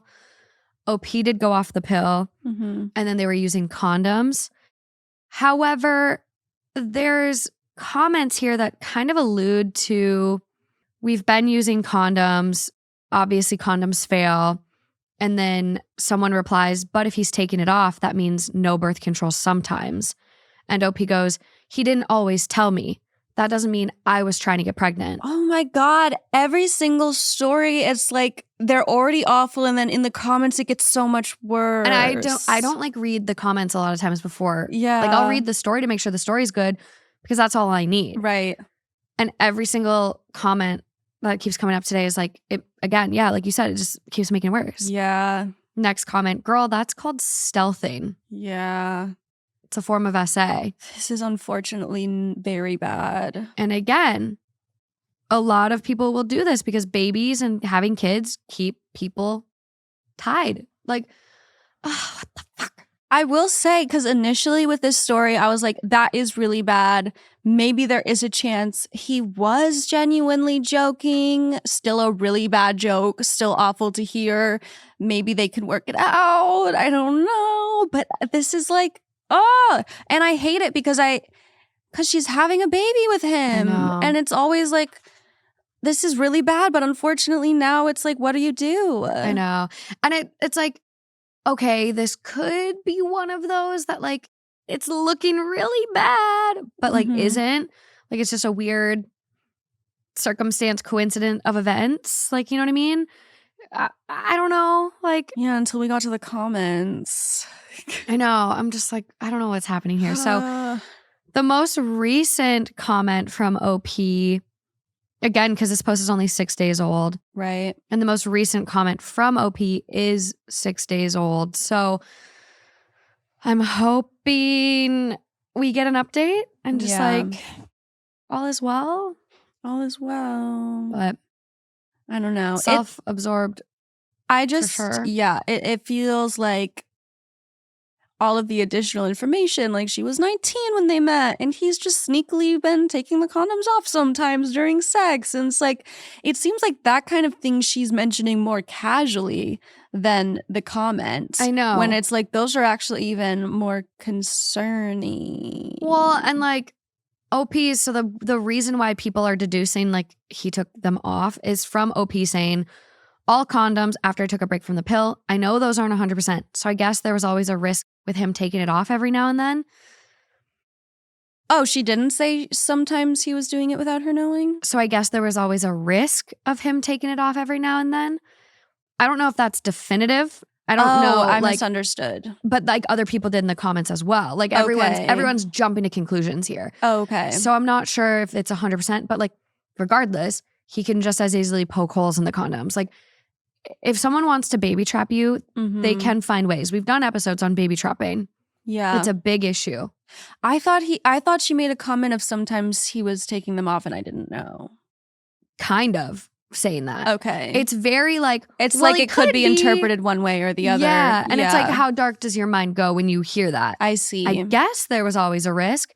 There's always a risk. Yeah, of course. Like that's risk. It's just, it's all out there floating around. And some people quantify it and it. The pull-out method is not enough, you guys. It's just not enough. Pull-out method is not a method. I had a friend who. Yeah, calling it a method does really kind of like make it sound more than it is, huh? Dude, I literally had a friend who was like 30 years old and we were talking about like, you know, sex and pregnancy and like, do you want kids? Do you want kids soon? And I asked, I was like, do you want kids? She's like, no, not anytime soon. I was like, well, you're not on birth control, right? She goes, yeah, no. And I was like, so you're using condoms? no, we use the pull-out method. And I'm like, so you're trying to get pregnant. Like, I always say it like that, which, again, nuance. And she's like, no, like, the pull-out method is 96 per blah, blah, blah. And I'm like, do you hear yourself? 96 is not that good. I'm like Googling it. What is the pull-out method percent rate? What do I Google? Oh, yeah. How successful, what percentage successful is the pullout? So what we do know is that withdrawal works about 78% of the time overall. 78. That's not good odds, my friends. That's not good. Even 96 wouldn't be good though, because it's if you're having sex like like every once a week, then that would be like 2 pregnancies a year. That doesn't. I'm really seem great. bad at math, so don't check me on that. But I think it might be close to accurate. It might be close to right. Well, there's 365 days in a year. Yeah, and like 52 weeks. So if you're having sex like once a week, and that would be like almost 100. But it's half of 100, so half of 4, because it's 96%. So that'd be out of 100 sex times, you would get pregnant 4 of the sex times. So then half of that, because there's 50 something weeks in a year, so like 2 times a year you're getting pregnant. Is that good? I believe you. I kind of nailed that. I don't math well, so I'm gonna believe you. I'll let the comments tell us how you did. Oh my God, like with the genetics thing where I was like, wouldn't they share 100% genes if they're both their siblings? I just don't. They were like, well, no, girl. Cute, but no. Yeah, so don't pull out. Use birth control. Use condoms. Yeah. Like, they protect against STDs, STIs. Like, yeah. Use stuff. I practice abstinence personally, unfortunately. I do. Or there's the big A. Or the back door. But again, back door still doesn't protect against diseases, only pregnancy. Yeah. Anyways. I'm not doing it as a birth control method. Like, it's not like that's just because it's just that I'm not. you said unfortunately after you added that, so. Well, it's actually not, it's like. But it's also by choice. Yeah, it's just like sort of an abstinence time for me. Cuffing season? Nah. That's abstinence season. That's why I think it's funny when it's named as like a birth control method, because it's like, I mean, I guess there are people, but who's like not having sex solely for the purpose of like birth control? As birth control? Mormons. I guess, yeah. Yeah. Yeah, good for them. I learned, we went to Utah and did a live show. I learned about soaking. Yeah, that was the first time you ever heard of it? Well, I had known about it, but you got more info. We had a listener come on stage and really tell us about it. That's what is so nice about doing a tour all across the country, girl. You really get to interact with the people. Yeah, you get to learn a lot. It was a good time. Okay, this next one. Coming from our own 2 Hot Takes subreddit. Yes. 5 days old. Titled, Am I the asshole for telling my girlfriend that I don't want to sell my family heirlooms yet, despite how immoral she thinks they are to keep? Oh, wow. Yeah, this is hard to know. I, 25 female, recently lost my grandmother, 90s. She was a wealthy, educated, eccentric, and well-traveled woman who has a lot of expensive but controversial pieces in her home, which I inherited. These include ivory, taxidermy of native and exotic animals, minx coats, fox furs, a snake bag, and a seal fur jacket. But the most uncomfortable, by far, is the animal heads mounted on her wall that she inherited from my grandfather's side of the family. Everything is all legal and registered. There's a lot of furniture and other things that belong to my family, long gone. Some of these have been in my family for nearly 5 generations. Oh, wow.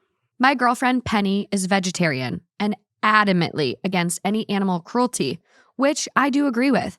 However, our opinions differ on this particular situation. I'm in the camp of most of these animals have been dead for 50 plus years. It's more ethical to wear the clothing than to buy faux fur, which is all plastic. Nothing we do will bring the animals back to life. For example, the taxidermy lion head was killed by my great-great-grandfather in 1912. That lion isn't coming back, even if I detest hunting. Mm-hmm. Penny thinks it's immoral to own them outright. despite the family connection and timeline of when the animals died. She thinks we should sell them or destroy them outright. She believes the only ethical animal consumption, clothing, furniture, etc., is for museums and cultural practices. We did some digging, and the low end is $5,000 to $20,000, and the high end is $50,000 to $200,000 if we sold all the animal products. I'm not totally opposed to selling items, but my grandma died 3 weeks ago, and I want to wait a little bit. I've agreed to remove the heads from the wall / move the taxidermy, but I've made it clear to Penny that I have no issue wearing the fur, as again, I view it as moral to do so. It's caused some arguments between us, and I'm worried we'll break up over this. My close friends have suggested maybe Penny just wants the money and doesn't care about the sentimental value of the items. But I don't know if I can necessarily fault Penny for that, as times are tough with the cost of living crisis. Am I the asshole for this situation? I think no one is that much of an asshole here. No. I think that like the issue is it being so soon and like trying to force her to sell it. I understand being uncomfortable like with those, like seeing those things if you're a vegetarian or you're vegan or you feel really strongly about that. Like that to me isn't that crazy that you would be uncomfortable like looking at those things if that's clearly something that important to you, that that's a lifestyle choice you've made. Yeah. But I think bringing this up so soon after the passing and those things being in their family for so long is a little bit like, okay, like we can take a break on this and like let her have some time before doing the whole moral whatever. Yeah, like this is 3 weeks. This is very fresh, Yeah. which I don't know, maybe for someone that might be an appropriate timeline, but this person is saying it's not. Like this Right. person is being like, I just want a little time Yeah. to grieve and then I can sort stuff. But I find it concerning that Penny did say like we should sell them. Yeah, that's There's true. no we, They're just babe. dating. You're just dating. You're not Yeah. married. And I do think it is concerning that even OP was like, my friends are like, maybe Penny just wants the money. Right. It's not Penny's money. Yeah. So that to me is really weird. It feels like there's some ulterior motives there. And I do agree with OP. And like, this is a hot take, but Mhm. I've watched a lot of videos from people who are specialists in like sustainability Yeah. and especially like the meat industry. We had this greenwashing shift, like, oh, faux leather. It's like, Mhm. no. It's plastic. Right. It literally is plastic. Those faux leather jackets are worse for the environment than a leather jacket because a lot of times the leather jackets are coming from, this is going to get a little dark if you're not a meat eater, or maybe even if you are, it's gross. I don't know. But a lot of that leather, those hides are coming from the meat industry. We produce so much beef in this country. Think of all the restaurants. Think of our foods. Like, you're not going to convince millions of people to become vegetarian. It's not going to happen. So if you don't use the leather from the meat industry, then you have an abundance of waste. It actually makes more sense to have a full cycle where you're using every bit of that animal. So why not have leather jackets? Why then make all this plastic that hurts us more? Yeah. Although I think from the vegetarian's perspective, it's not about like the like plastic or like They would just want the waste. cow It's just being a about the cow. animals, yeah, in general. But I personally would wear the jackets. I don't know. I almost think it's like I'd be scared to wear the jacket in fear of getting paint thrown on me. yeah. But I don't think like if you don't care about the money and you want to keep the jackets, you should be able to keep the jackets. Yeah, absolutely. I mean, you should be able to keep whatever it is that you do want to keep. I mean, that's a lot of stuff to keep. That's like big home decor choices to be making based on like your I know. families. But again, if that's, you might just have intrinsic differences. It feels like, because yes, this girlfriend might be just doing it for the money, but I also don't think it's completely unbelievable that someone who's vegetarian would just morally really have an issue with this. But like, I feel like the mental gymnastics she's doing is very odd to me. Like, what's this line here?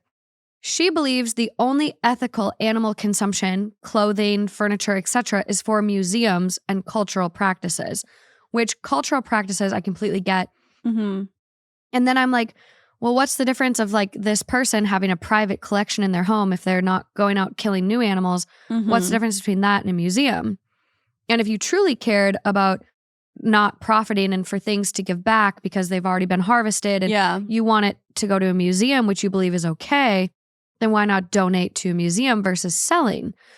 Yeah. So then why are you selling? Because if it's an ethical thing, then selling it doesn't make any sense. If it's just, I don't want to see it because it bothers me, then I get it. If it's like, as a vegetarian, like seeing dead meat really freaks me out, or seeing whatever, like seeing skin hides freaks me out, I can understand. But like if it's that, right? Yeah.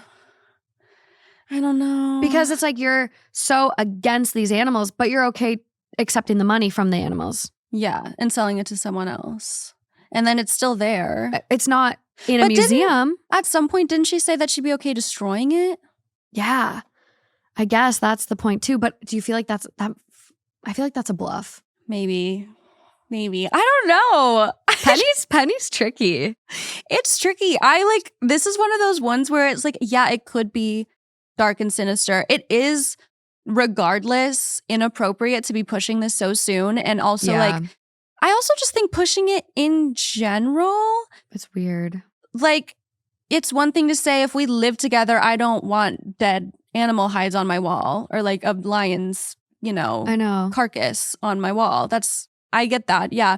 But like telling her what to do with her family heirlooms at any point, I think it's one thing to be like, yeah, it makes me uncomfortable. I don't really want to see it. It's super strange. I'm struggling with this one. I know. You can tell I'm struggling with this one. I mean, I fully believe like OP, not the asshole. Absolutely, yeah. I'm a little like, kind of like, well, Penny's kind of being a little aggressive. Absolutely. I don't know if true asshole, if it's truly just her fighting for her beliefs. But then I think it goes to your point, like maybe you are just mismatched. But I would love more context on like, how long have you guys been dating? Right. And like, just kind of things like that. Like, do you live together? So Penny's worried about this coming to your house. Like, I just want more info. Yeah, it's a tough one. It's a tough one. I think if anyone is the asshole, it's Penny. I don't think there's anything wrong, like morally, even if you're trying to do good for the animals, to keep things from like 5 generations of your family that have like been long done already. Yeah. Like, that's the thing. This is, again, it's done. Yeah. Like, I don't agree with going trophy hunting now. Yeah. I don't think I'm not with that. No, I don't either. Like, and I guess you could say like this is like normalizing it, or this is like, I don't know, whatever. Yeah. Either way, it's too soon. And also it's not going to be your money. So chill out on that. If that's what you think is going to happen. I want more context on Penny. But yeah, I mean, I have a vegetarian roommate, and if I had family heirloom dead lion heads, I personally wouldn't want it, but I also wouldn't put it in our shared spaces either. You know what I mean? Yeah, and that's respectful. I have so many questions. Do you guys use the same pots and pans, or do you have your own set? We have our own, but she's not as much of a she has vegetarian gone or back vegan? and forth. She's vegetarian, Okay, but like last year she wasn't a vegetarian. Okay. So like it's not like she cheats, but I also don't think she's like she's not working for PETA. Yeah. Okay. You know? That makes sense. I have a clear image now. Top comment on this one. Not the asshole. Listen to your gut on this. Grieve, decide, and act later. Absolutely. Next comment. This OP. Plus, if you decide to sell any of those items, don't share the money with your girlfriend. Yeah. Why would that even be an option? Why would that even be like on the table as a possibility? That's why I was like, we should sell. There's no we. Yeah. I mean, maybe I would say that in the sense of like, I'll help you, but it'll be your money, of course. Yeah. I don't know. Again, I want more clarification. Am I doing context. mental gymnastics to defend Penny? Maybe. I will say I'm against Penny right now. Next comment. It would be immoral of her to enjoy any of the spoils. Agree. It's so weird. I'm going to see if there's any comments from OP. I just got to know. OP, What are you No doing? comments. There's no comments. I would like a little more context on this one. I would too. Like, does she truly expect money from this? Because if so, then that's a freak. That doesn't make any sense to me. Like, No. why? And also, then that kind of goes against your whole moral argument if you're expecting money from it. Yeah. If it's just, I don't want to be seeing it, then I think that makes sense to me as like that seems in line with her beliefs in general. Yeah. Sorry, I'm kind of like saying the same thing I've already said No. a bunch of times. I think you're clarifying. But if she's expecting money, then absolutely not. I agree. Yeah. No, that's a weird mental gymnastics she's doing. Also, leave her alone. It's 3 weeks. 3 weeks. 3 weeks. So OP did have an ad that I guess I'll read before we really move along. Okay. Some added info. We're currently staying in my grand's house to sort all of her belongings. That's why I took down the animal heads and moved the taxidermy. I saw some people confused about if I moved all of the stuff back to our apartment. I'm going to do inventory of the heirlooms / anything expensive and handle it accordingly. Storage, give them to family, etc. Our apartment. So Okay. I'm getting the vibe they live together. Yeah. They do live together.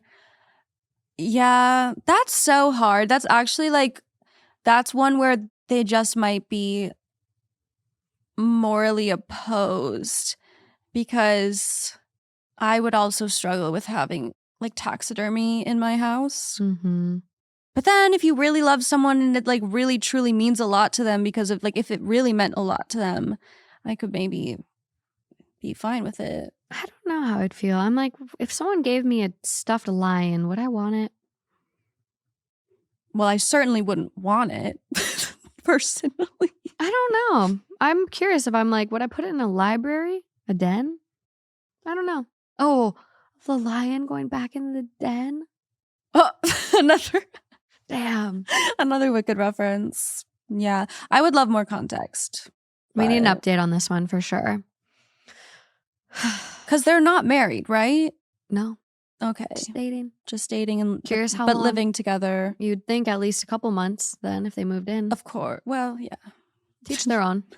Okay, I have one last one for you. Mhm. I think I'm going to give you a choice. Oh wow, a choice. A choice. Trade offer. Or no I no don't choice. know. I don't know. Is your heart leaning in a direction? Well, they just have two very different vibes. I see. I'll read the titles and I'll Okay. see where you lean. So this one is titled, Am I the asshole for finally talking to my brother's girlfriend? Should I apologize? Down low is like everyone lives in the same house with the parent and the girlfriend does some weird behaviors. Okay. Or option 2, my 30 male, wife 30 female is trying to change an agreement we had. How can I get her to respect my football time? Is there one that you prefer? No, they're both just so good. They are? Yeah, I did read. I'm trying to remember what show it was. You read one of them at a show? I read the football one at a live show. I don't remember which show, but we had some really diverse opinions on it. Okay, let's do the football one. Football? Yeah. Okay. So this is coming from r/relationship advice, 15 days old. So it must have been one of my last tour stints. Arizona? Maybe? Was it you? My 30 male wife, 30 female, is trying to change an agreement we had. How can I get her to respect my football time? Hey, Reddit. I am unfortunately a huge Jaguars fan and also a Georgia fan. I went to UGA and I'm still pissed by their loss yesterday. Anyways, it's been 7 years since I've been with my lovely wife, married for 3, and she's almost perfect. Oh boy. When we first got together, I told her that my football time is non-negotiable. She initially was great with respecting that until we had a baby. Recently, she's been violating our agreement. I have compromised by giving her my Saturday, except for the few hours my Bulldogs play, not NFL. She's saying now that we have a kid, I just can't watch football all Sunday, Monday night, and Thursday night, which is ridiculous and unfair, especially since it's not like football is all year round. This is hard because, okay, I do understand being really into something like football. You know, I usually will watch like my team, and sometimes if I'm doing fantasy that year, I'll watch other teams as well. But if you're like a crazy watcher of football, then it's literally the majority of the week. Yeah. Like Monday, Sunday, Saturday for college, Thursday, sometimes Fridays. It's like, yeah, it's a whole thing. So there has to be, I think, when you have children, things do change and maybe compromises are thought up. Like, hey, what's your favorite team? Or like, your favorite college team and your favorite professional team, because then that's still 6 hours a week at least. And then maybe it's hard because that can be so much. And then it's like, when football season ends, do you watch baseball or basketball, or is that it? Like, is that really it? I know, like, is it just football? But even saying it's just football and it's not the whole year. No, it's 4 days of the week though, at least. Well, in preseason, the season is getting longer. Yeah. Preseason starts August. Then sometimes they watch like the announcers and they watch the after shows and they watch like Sports Center. Yeah. There's podcasts, there's shows, but it's August to mid-February, August, September, October, November, December, January, February. Yeah, that's more than half the year. That is more than half the year and more than half the week. And I think the thing is, it's like, okay, if you replaced watching football, because this is his hobby, this is his passion, understand. But if you traded that out for something, say she could do, or even another hobby he could do, where it's like, I'm going hunting, I'm going fishing, I'm golfing. I know, I'm on animals. But it's like, golf is a great example. Like, I'm going golfing 4 days a week, at least, 3 hours Monday night, 3 hours Thursday night, 3 hours Saturday, and all day Sunday. Yeah. No one would be okay with that. Yeah. And it is more of a passive, leisurely hobby. But then you need to adjust. And like, if you're watching football all day Sunday, the baby is with you all day Sunday. You're at home sitting in front of the TV. But that's not great for a baby to be in front of the TV. So then I'm like, fuck. I'm like, can we like strap, like, can he listen? Would that be okay? Like if he got to listen? But I'm like, you need to be doing something to trade off. Like, does she get 4 days a week? No, because there aren't that many days left. I just like, I don't want him to neglect his passion, but at the same time, like, you did decide to have a kid. Yeah. And also, you don't have to watch every single game. I swear to God, you'll be okay if you don't watch every single game. Like, who is really that passionate about every single game? This is my little brother. And I told that to people on the live show. I go, my little brother is this person. Yeah. He doesn't even watch like single games.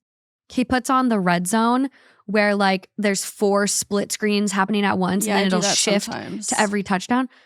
Oh, you little super fan. Well, I play fantasy football, and that's like one of the only reasons that you would watch every single game, because you have players on all of the teams. Yeah. But like, I can't imagine actually doing that with like a family. And like, I don't watch every single game because like I don't have a player sometimes on Thursdays, or I don't have them on Mondays, or like it's just like I don't watch college football either. Like, you really can pick and choose. And I do think sometimes this becomes an excuse to like skirt childcare and like skirt responsibilities. Although I know that there is like a genuine place of, I really enjoy this and this is what I've loved doing for forever. Although like whatever.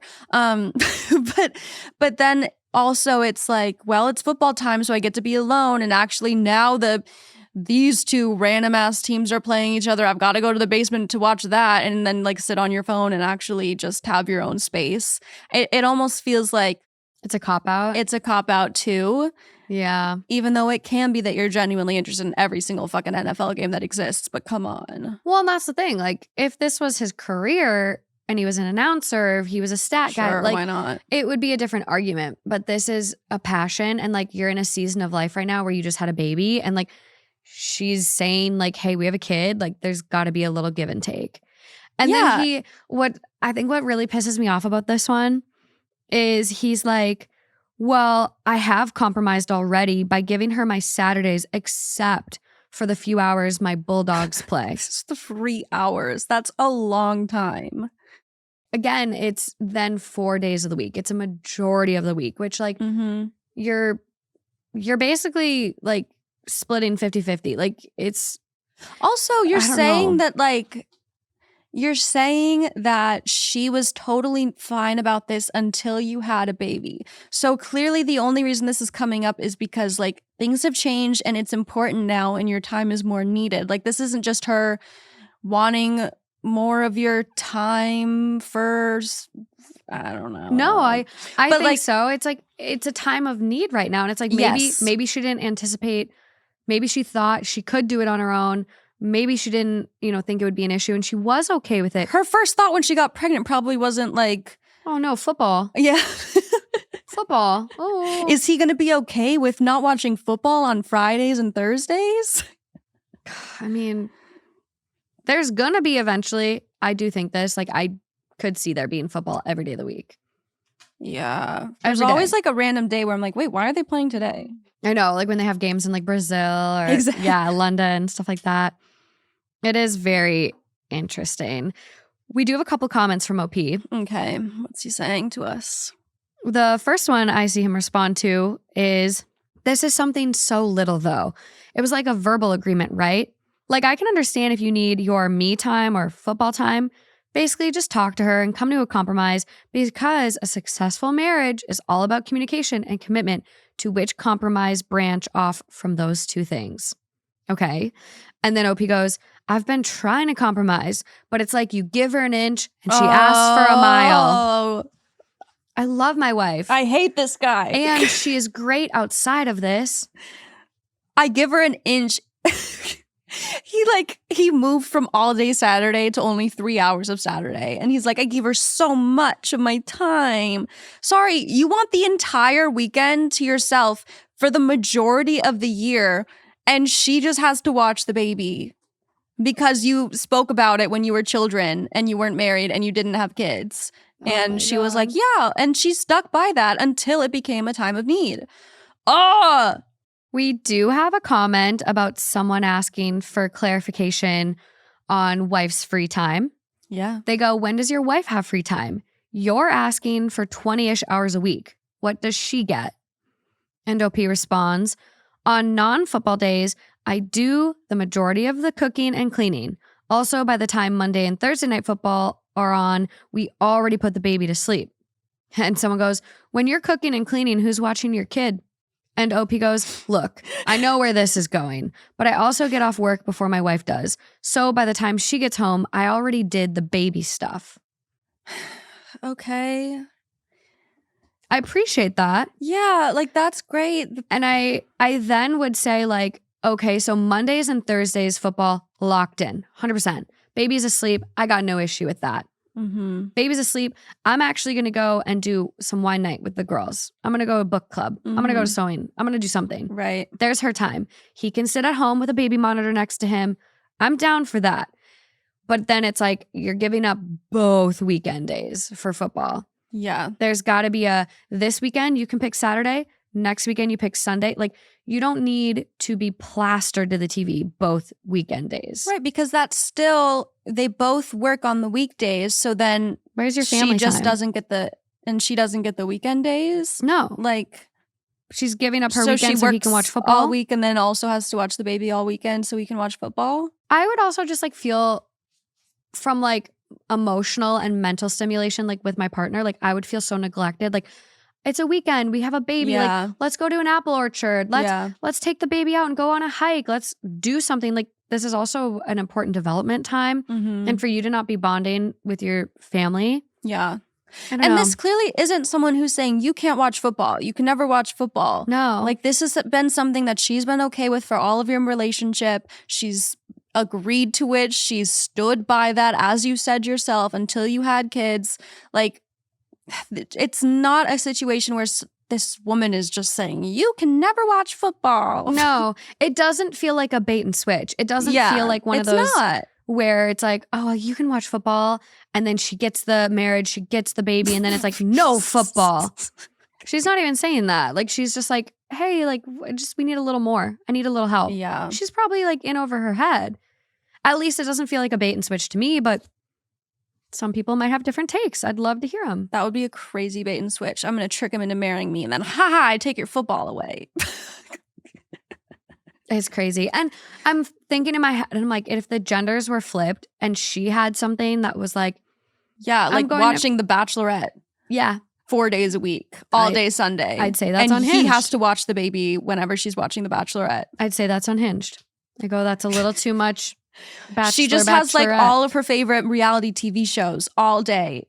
Too much? For 7 months of the year. Nope, you got to compromise. Yeah, absolutely. Put on a reality show podcast that gives you Spark Notes instead. Like you can stay caught up, but it's a little much. Yeah, 1000%. I think he's being a little selfish. I don't think he is thinking about it from her perspective. I think he's like too honed in on the "she told me this years ago" thing. I know. And not in the "we have a baby now." Yeah. That's something that I encounter a lot. And I think the ability to be flexible is something I really hold dear and I really appreciate with people like you today. Like, and like, I feel like every time we record, I'm like, I need to sleep a little more. Can we push an hour? And like, we're like, I just appreciate the flexibility so much. And some people don't have that. I feel like that's like not an innate characteristic of some people where it's like, hey, yeah, okay, I'll be there at 4.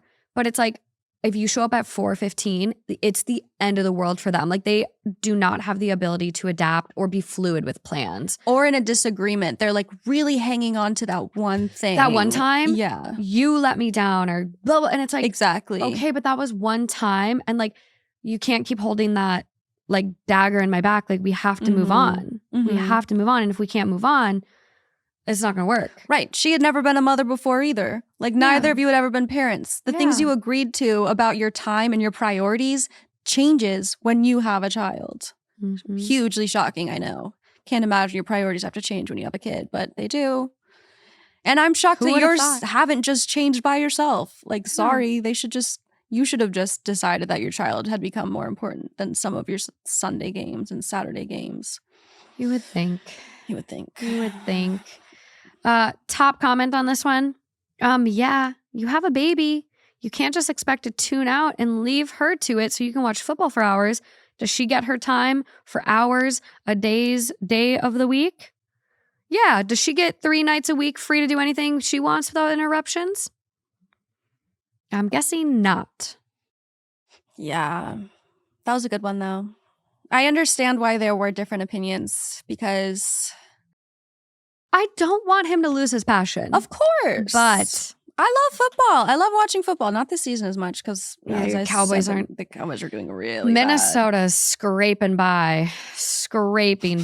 And I'm just like, I'm not going to get my hopes up. Our quarterback situation is stressful. Cause for concern. Yeah. Well, we're 9-2.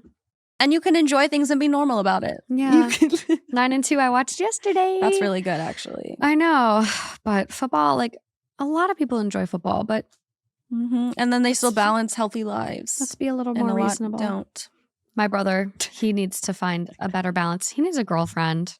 It was so funny. Oh my God, I posted on the Instagram for like game time because they sent us to the Vikings game. And someone on the comments was like, I swiped on your brother on Hinge, but it wasn't a match. And I'm like,